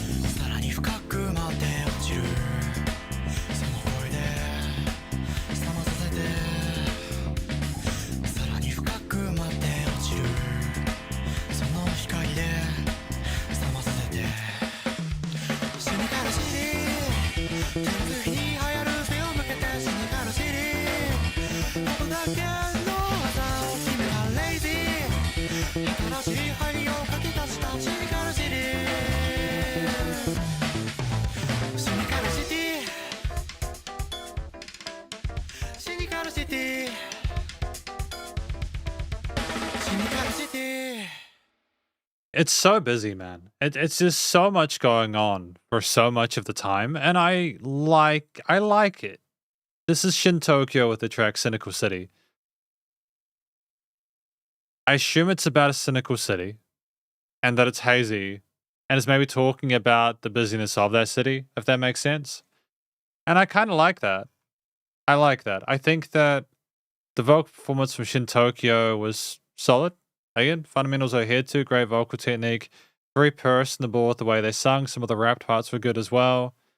It came through effortlessly within the mix. No issues whatsoever understanding what was going on. It's a great effort. Great effort. The track at 3 minutes 34, with the understanding the vocals harmonized really neatly with the stuff that was going on in the arrangement, and there was plenty of room for those other instruments to sort of breathe as well, was well fleshed out. We had basses and keys and drums. I hesitate to say guitars. Yeah, well, it was like some very subtle synth pads, but the main elements within this track were again those keys. They were the bass and the drums. The drums, whether it was the sort of 16 to 30-second hi-hats or the occasional sort of on-beat and off-beat rim shots, the quarter note groove, oddly enough, even with those frenetic 16ths, was just ferocious. I don't know how they managed to figure out how to put all those hits in there and make them work. Especially when there weren't a whole lot of ghost notes there. It was fairly constant with the busyness of it, which makes me think that we're trying to sort of like talk about the way a city works, which cities are loud, they're bustling, etc. You know what I mean? I think that the drums were trying to represent the pace, the kind of like the urgency behind that, as well as the intensity of the experience, which is cool. I think that the way that the bass line, whether it was rolling between octaves or maybe even some slap parts occasionally, or sort of like fingering through the root notes of parts and sort of modulating, and maybe some walking bass lines occasionally were great. We slapped and popped. Percussive had a great sense of cohesion with what was going on with the drum lines. And so the bass and drum bass section was absolutely nailed. It was the keys, man. The keys were just wild. There were so many.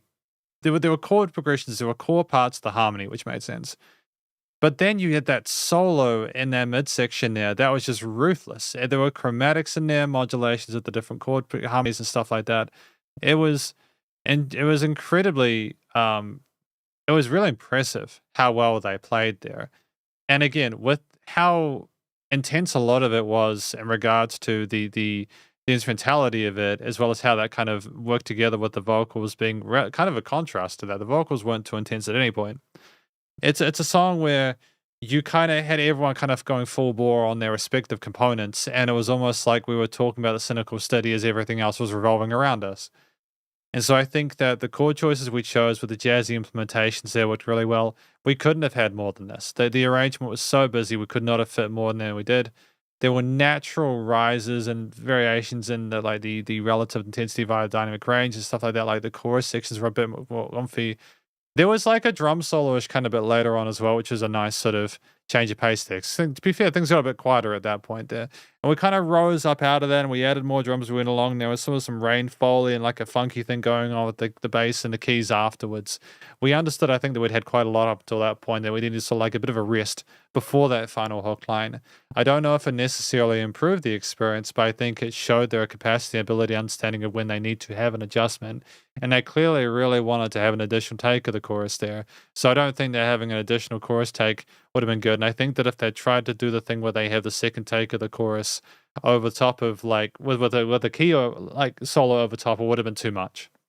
So ultimately, I think they made the correct creative decisions here, sang really well over top, The main sort of progression I've discussed, simply the busyness being the theme of it, the intensity, the variety of different harmonies and stuff being the different angles and components of the machine that is the Cynical City. And you have all that kind of dancing ahead. And that quarter note accent is a blessing in disguise, arguably, because you can still, with all the kind of wild stuff going on, you sit there, nod your head to it. It's still catchy. It's still sort of mildly anthemic, and you just enjoy yourself with it. It's really well written and thought out. It would have been. It's quite difficult to make music like this, but they handled it well. Studio recording, mixing, and mastering was really tight. Part of me wants more dynamic range, but part of me also understands that this is the style of music we're doing at this point. It's part and parcel that'll be mixed and mastered like this, which is very well. Don't get me wrong. I think they did a tremendous job in getting it produced like this. It's quite a lot of the time. I feel like if you're new to this genre, it might be a little bit too much. But for me personally, I dig it. Thank you to Chromino for your request of this track from an ex named Shin Tokyo titled Cynical City. That was awesome. Really cool track. I like when they have the solo sections coming in a bit earlier, you know? And it's really, really clever stuff. We got 2 more tracks to go, though, for today. We have songs from Rufo. Not sure what this is going to be, but we shall find out. Thank you for your requests, Rufo, of which there have been a few, to be fair. This track from Rufo is titled Tot Musica Formado on Spotify. So let's do it, man. I know I do.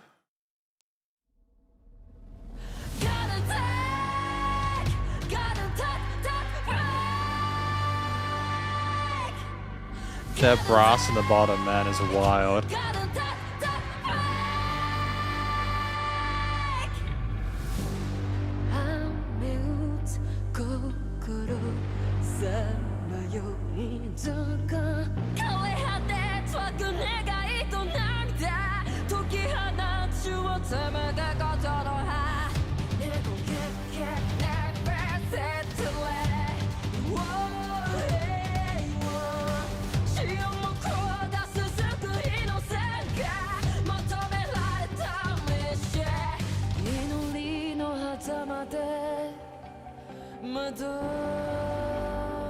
Oh, those synths are so ferocious though, aren't they?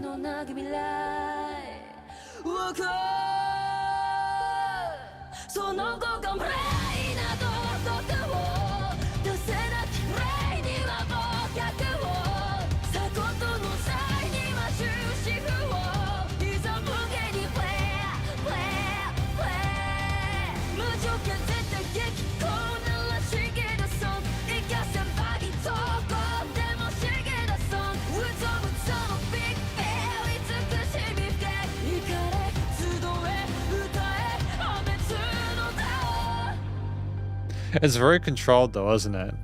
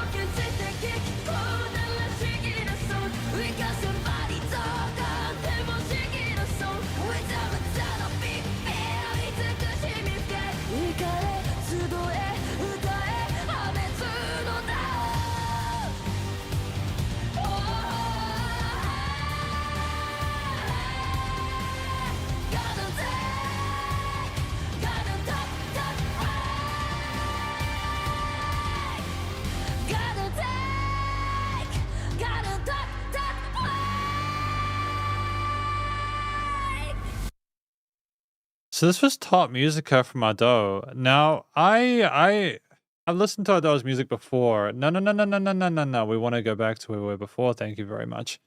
Uta's song One Piece, Red. I think this was a well performed song. I thought this was a really... I mean, like, clearly it's incredibly ominous with the overall theme of it. I'm not sure what the track is about. I'm not as familiar with the One Piece universe as I'd like to be. But what I appreciate here is that we are trying to illustrate potentially the sort of desperation that we feel at this point. There's a lot of grit in this performance from Adele. They sell it incredibly well. They have these wonderful harmonies. There's some moments of sweetness, but they're very rare. It's a visceral vocal performance here. And it kind of cuts at you a little bit, right? You kind of really feel that tension even without understanding the words, really. They're just singing their song and stuff like that. But the way they cry out and everything like that is very kind of like, oof, you know, you feel that weight on you, and it's tremendous. That's not only sort of symbolic of the way they sing, the skill as a vocalist there, the way they sort of represent and sort of like communicate with the audience. It's also just they understand the excitement in regards to like the project in general, I suppose. Seeing this is off of the Uta's songs One Piece film Red. Clearly, this is something that they were very sort of like tightly involved with, and I assume it was meant to meet a certain part of it. If we just pick a random part of this. We had tight sort of distorted guitars with some alternate strum parts, alternate picks, sort of like chugged bits there. The drums there with a mixture of different quarters, eighths and sixteenths. And I was listening to it, by the way, throughout. I've heard the track. It's just that refreshing just to kind of appreciate different aesthetics is important. I feel like if you stick with one part, or like you only rely solely on your recollection of it, it can sometimes be a little bit tricky because then you're sort of like essentially going to miss something or the other. The track at 3 minutes 15 with the understanding that, again, like we had some really sort of interesting vocal melodies and they typically made sense for what we're hearing in the instrumental parts. It was like distorted, kind of gritty, brushish synth pads there with a wah, wah, that kind of tone to it, and it was ferocious. And we had halftime drums with 16th and 8ths. When the bass and guitar came in, they were additional layers there, never taking away too much or at all from the vocals. We had some sort of like cuts and sort of like slick sort of like transitions between elements there.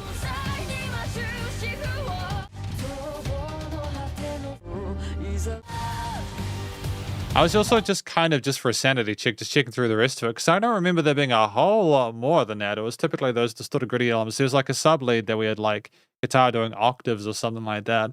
But it's very much kind of like a track that sounds like Ado is stuck in a mire and trying to sort of struggling to get out. And you really feel the weight of their cause on there, the weight of what they're trying to drag behind them, and you feel bad for them. The conclusion of this piece here with the heaviness of it is that they're having that kind of really bad time, and it kind of encourages you to listen through the rest of the tracks, sort of gain a sense of understanding of why that is. I feel like this is an album where if you listen to it from start to finish, it'll make more sense, and clearly it'll make more sense as well if you understand like Japanese, for example, or something like that, or if you've seen the movie even. But either way, still, it's an interesting angle that I appreciate hearing, and I think it's quite well made. It's definitely not a fun track to listen to, but you can appreciate the musicality behind it and the attention to detail in regards to the studio post-production, which is absolutely stellar. The tone of the guitar, bass, drums, synths, and everything else in between is fantastic. The tone of the brass as well underneath there, and the vocals are pristine, and you know, with the panned on the sides or in the center there, things are stacked neatly and effortlessly. So that's a great track from Ado titled Taught Musica, and thank you to Rufo for your request. Really appreciate that. I do like, I want to catch up with One Piece, but there's like 1,000 episodes, and that's quite a commitment. You know what I mean? However, it appears that we have one more track for today from Dinner Hay, which is okay. That is okay. We had quite a few tracks today, which I've enjoyed listening through. And to be fair, I think I started a bit later than I usually do anyways. Here we go. Almost made a goof. Thanks for your request. Here we are. So what does Dinner Hay have for us today as our potentially our final request for today. I'm not sure. We'll see how we go. But either way, it's been good to do this. This is Guess featuring Billie Eilish. Now, I think I've actually checked this track out on my own time, just out of curiosity, but I'll be happy to review it again here. It'd be good. I should note it wasn't like, yeah. Hey, Billy, you there?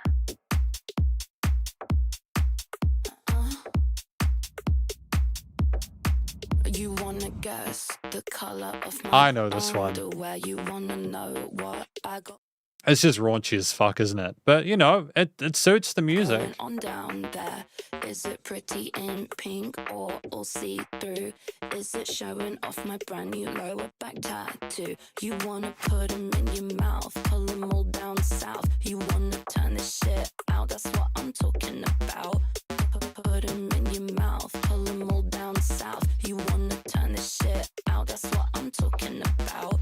Yeah, try it, bite it, lick it, spit it, pull it to the side and get all up in it. Wearing person might remix it, send him to the day, I think he's with it. Try it, bite it, lick it, spit it, pull it to the side and get all up in it. Wearing person might remix it, eat it for lunch, it's so delicious. And they're having fun with it. It's great. Don't have to guess the color of your underwear. Already know what you got going on down there. It's the lacy black pair with the little bows. The ones I picked out for you in Tokyo. I saw them when you sat down. They were peeking out. I'm gonna tell you right now, they're all I'm thinking about. I wanna try it, bite it, lick it, spit it, pull it to the side and get all up in it. Kiss it right again, I fit it. Charlie likes boys, but she knows I'd hit it. Yeah, I kind of feel you there, Blue Dinner Box, for sure. And just the way it slams with that synth, though, man. It's feisty, man.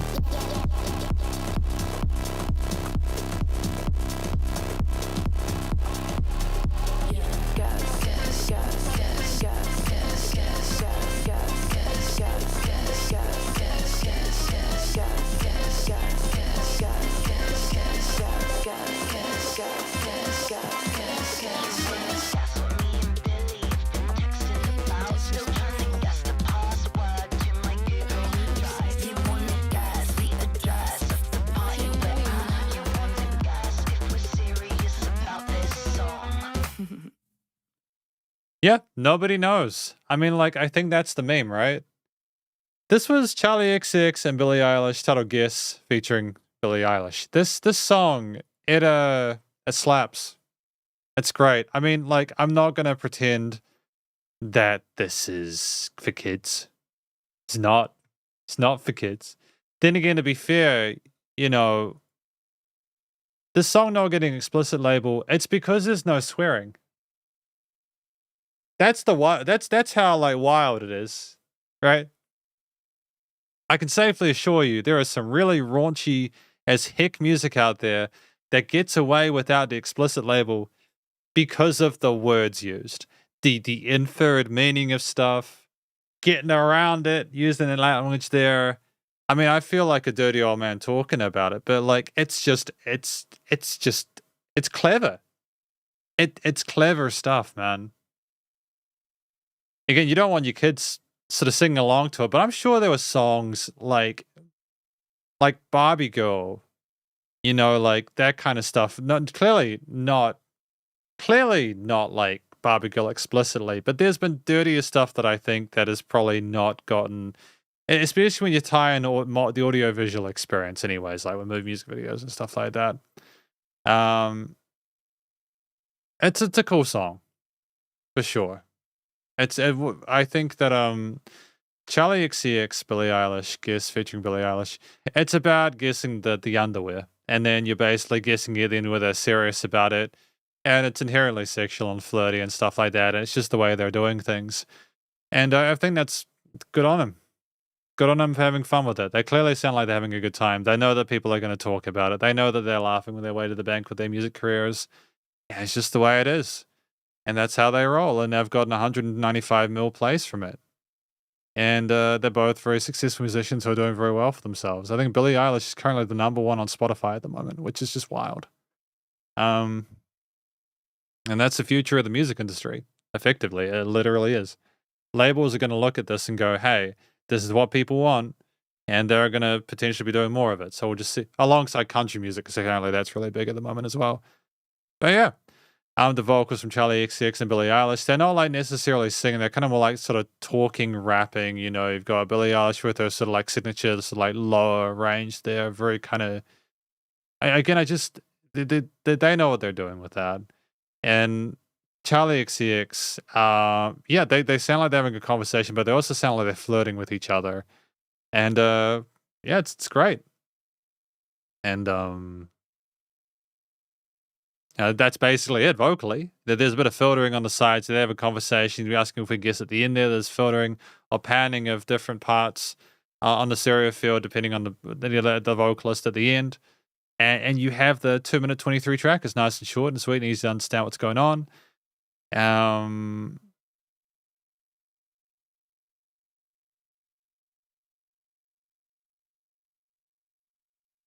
Basically got the track which is filled with a couple of verses and like a hook section, and you've got synths and bass and drums and different types of synths.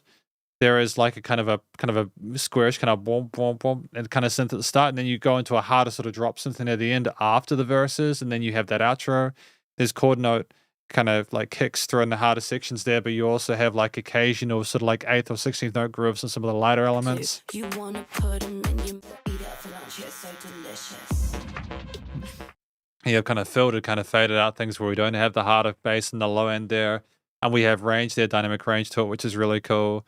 And again, there's not a lot of different drum grooves, but there's enough to sort of switch up the different elements and have sort of builds and drops and stuff like that, which is neat. As well as bits of gaps where you just kind of appreciate what you've just been told. And yeah, TLDR, bass go hard, drums is heavy, and the synths are meaty and again are reminiscent of a lot of the early 2010s kind of house, kind of ravish kind of stuff, which is cool. With less complexity to it, where we're trying to sort of just drive things forward and kind of kick you in the teeth there, bass, but it's cool. The theme overall is meant to be sort of hard dance, just kind of the rave aesthetic there, and it's meant to like get you in the mood to kind of get down and sort of do all kinds of kind of wild stuff. And the production, recording, mixing, and mastering is on point. Great use of panning for different vocal parts there. The bass, synths, and drums are well mixed and handled, and the vocals sit eloquently on top there without too much overproduction. Thank you, Danae, for that request for this track from an ex named Charlie XX featuring Billie Eilish, title guess. Yeah. It's cool. I like that minimalism. I think it's really effective. And we have a track from Konstantin Derekas. Welcome, Const71. How are you doing? Welcome to the live stream. Yeah, sure, we can do that track. And this is, what's this titled?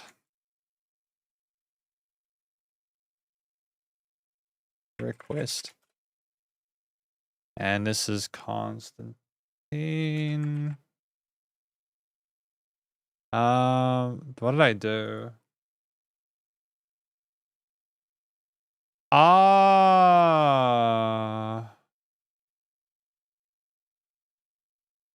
Yeah, it did, but I can't.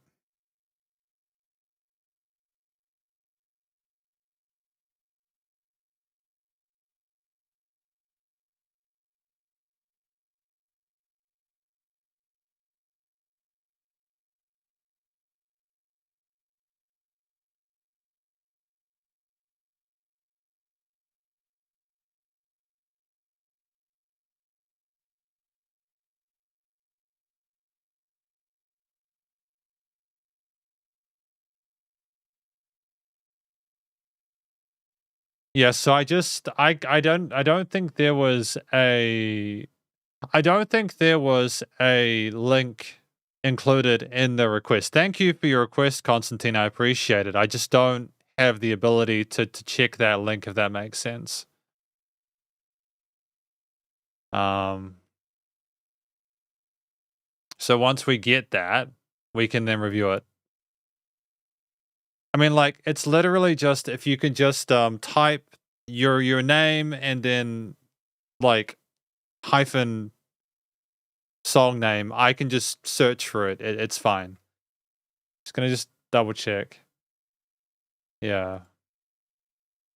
Thank you, though. I appreciate the request.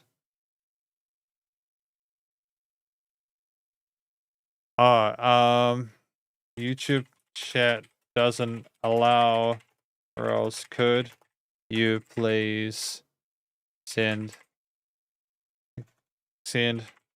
message with the format of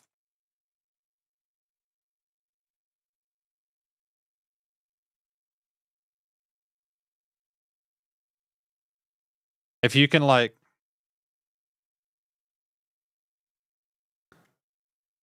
if you could send it in that format, it means I can find it, whether it's on YouTube or Spotify. Yeah. That way we can get that handled and we'll be all good.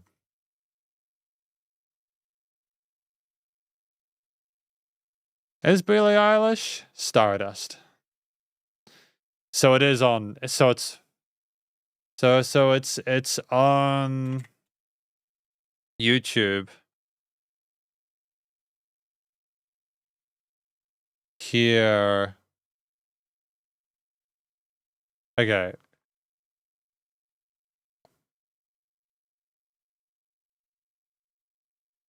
There we go.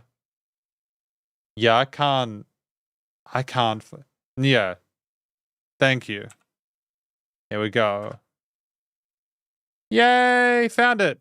Awesome. Let's go. Found it. Let's do it. Let's listen to this. And we're back. The team is looking down the barrel of a 4:55 meeting. They're gassed, Jill. Can they turn it around and make this meeting an email? It's going to be a tough shot. But whoa there. They're getting an assist from Grammarly. Jones is taking the ball and running with it. She's asking Grammarly to write the first draft of an email. What a play. Grammarly is an AI writing partner that helps you make your point. And it's super private, Jill. They've got a strong defense. And watch her finesse this, Bill. She's adjusting the tone beautifully. Take a look at that, Jill. It really sounds I don't like have the ability to skip this. She's got a clear shot and it's good. I don't have the ability to start. I just, yeah, it is your YouTube channel. It is. I use an ad blocker and just for whatever reason, I just get like minute-long ads.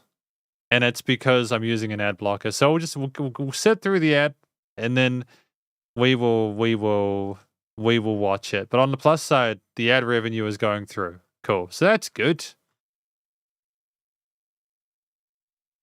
Only 30 seconds to go, and then we shall review the track. And then we will be good. Thankfully, there is no audio on the ad, which is great. I like there being no audio for ads.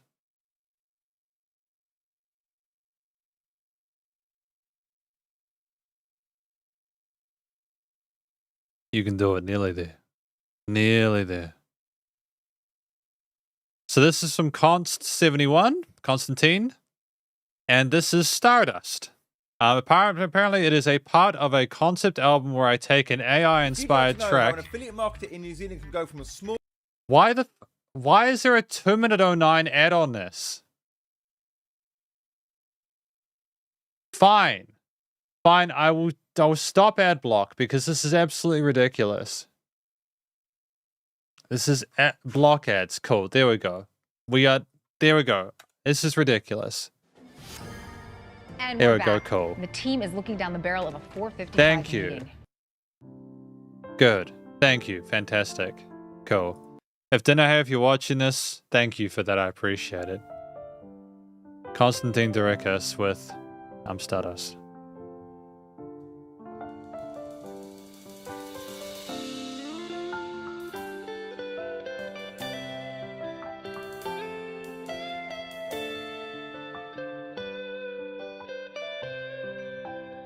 It's pretty with the sound of the drums, piano, and guitars.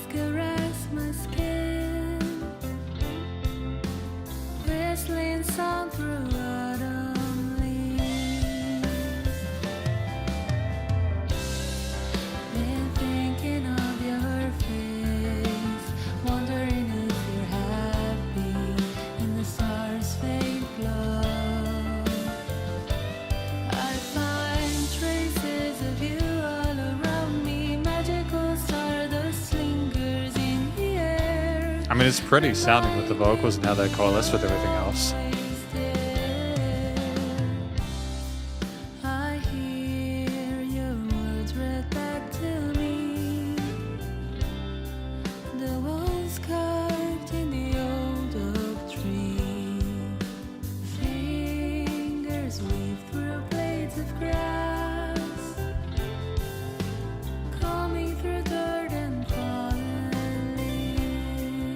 And the harmonies are nice on the sides.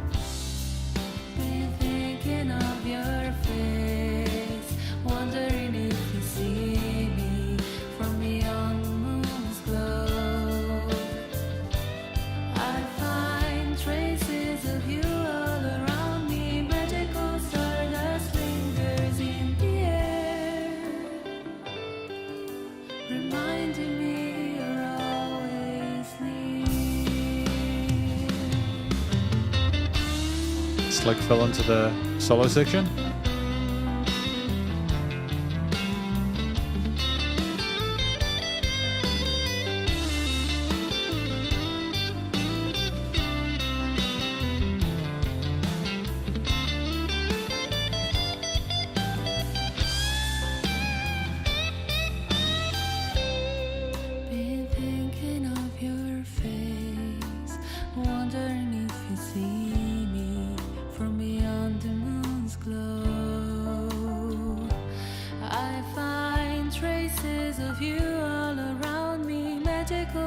Got additional layering of keys as well.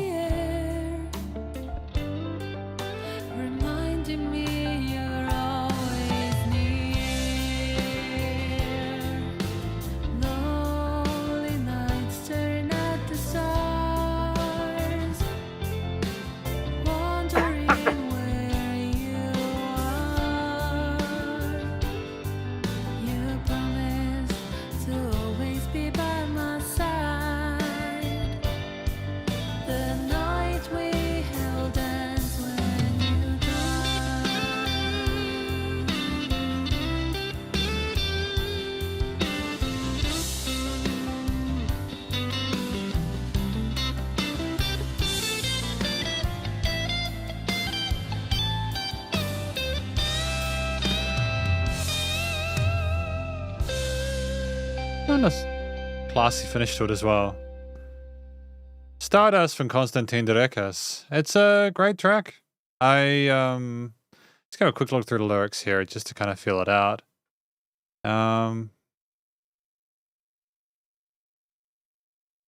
Poetry's neat.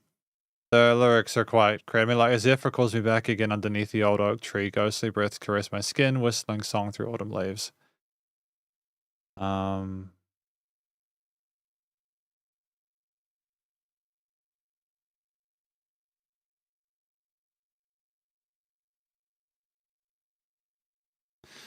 Lonely nights staring at the stars, wondering where you are. You promised to always be by my side the night we held hands when you died. So I think that this track is about apparently this is a tribute to the Bhopal disaster from 40 years ago, hence the Indian fusion. I think that the story itself makes sense, and I appreciate the lyricism in there. We create this interesting world there, especially with that last stanza there, talking about looking up at the night sky, wondering where they are, thinking about how they were supposed to be with them. And no.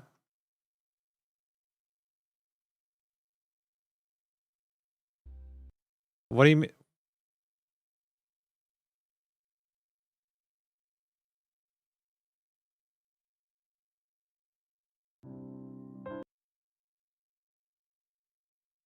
Am I losing my mind? Oh, for fuck's sakes. Alright, cool. We'll do Bhopal. It's fine. I don't know why the... Oh, no. Oh, right. The reason Yeah, so the reason that I looked at Stardust is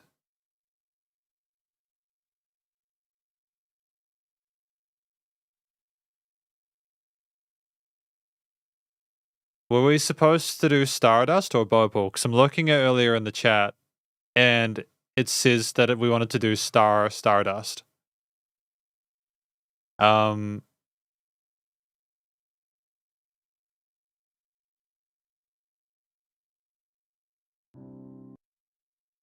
Okay, so Bopal is an instrumental. It's alright. We've done Stardust now, which is cool. So the reason I did Stardust is because I saw it in the chat. We can do Bopal another time. No, I got one. Yeah. The reason I said for fuck's sakes is because I thought I'd made a mistake. I'm not having a go or anything like that. Yeah, so I've just done one song, which is okay. I think Stardust is really pretty. I don't have time to do Bopal. But I'm glad I listened to this. I think that this track here is really pretty. Yeah, so I think this is talking about looking at the stars and looking at like. You see, I need a moment just to sort of like collect my thoughts because I had a moment. Okay. Clearly looking back, feeling lonely, missing the person they're looking up at the stars for. The person is the stardust, the magic, that the time they used to spend together. And clearly it's a sad song, you know, when you've got the night we held hands when you died. It's not happy. The vocal performance is fantastic. I appreciate the technique there, where they were in the mains, comfortable in head and chest voice there. The melodies were fragrant, really friendly, and they sparkled. And when we had the backing, the harmonies on the sides of the stereo field as well, I thought they were really pretty. And they coalesced really neatly with what was going on with the guitar, bass, drums, and the keys. Really fantastic like performance on the mic there. No complaints about that at all. I listened to this and I think that like the way that we end it is kind of, it sounds like we're ending like on a sad major, if that makes sense, the way we sort of like resolve things at the end. And I feel like that's okay. I think that if you'd gone too minorish with the key sig here, it would have been too much to sort of like take in. It would have been a little bit too kind of dreadful. I suppose we're trying to sort of like keep a sense of, how to describe it? Like equilibrium with the expression there of the chords. But I think that with the vocal performance being quite well handled and the story as well being intriguing, being thinking of your face, wondering if you're happy in a star's faint glow, like reminiscing of that person, wondering how they're doing and stuff like that. I think it's really, there's a sense of sweetness to it, and the softness and how gentle the vocal performances make sense with the words that are coming through there. So I think that's great. So the expression makes sense with the lyrics, and we sang well.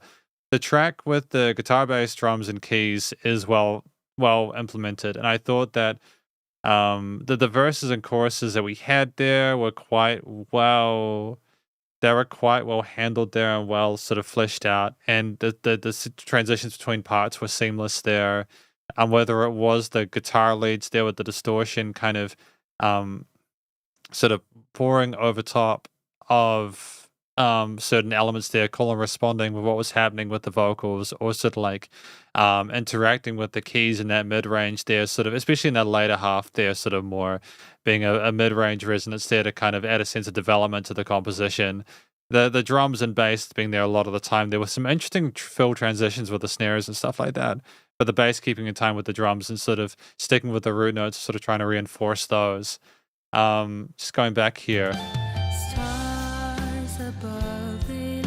Yeah, the piano was actually a lot more active in the early stages than I thought. It was kind of subtle there, but it was great to arpeggiate and articulate further on those chords with the pianos in the early stages there. The strums of the cleaner guitars there, separating ourselves from the leads, were a smart move there to add a sense of sort of depth to those guitar layers. And they allowed more room, of course, for the vocals, in part because we weren't doing lead lines sort of interfering with that part of the frequency spectrum as an alt lead. The way things, like the instrument performance has lots of range to different scale shapes and lead positions from the guitars, and as exploring the major and minor, some of the pentatonic and bluesy parts were kind of dope as well, with several different lead sections that explored the fret range quite artfully and never sort of like overstayed their welcome. It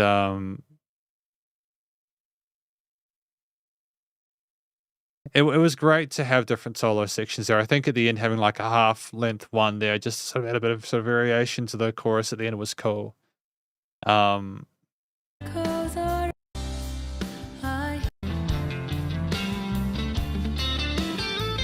Yeah, like it's well expressed there. There's variations within the picking patterns and stuff like that. The drums sort of stick with that eighth note groove the entire time, with the guitar allowing a sort of free form with the absence of the vocals.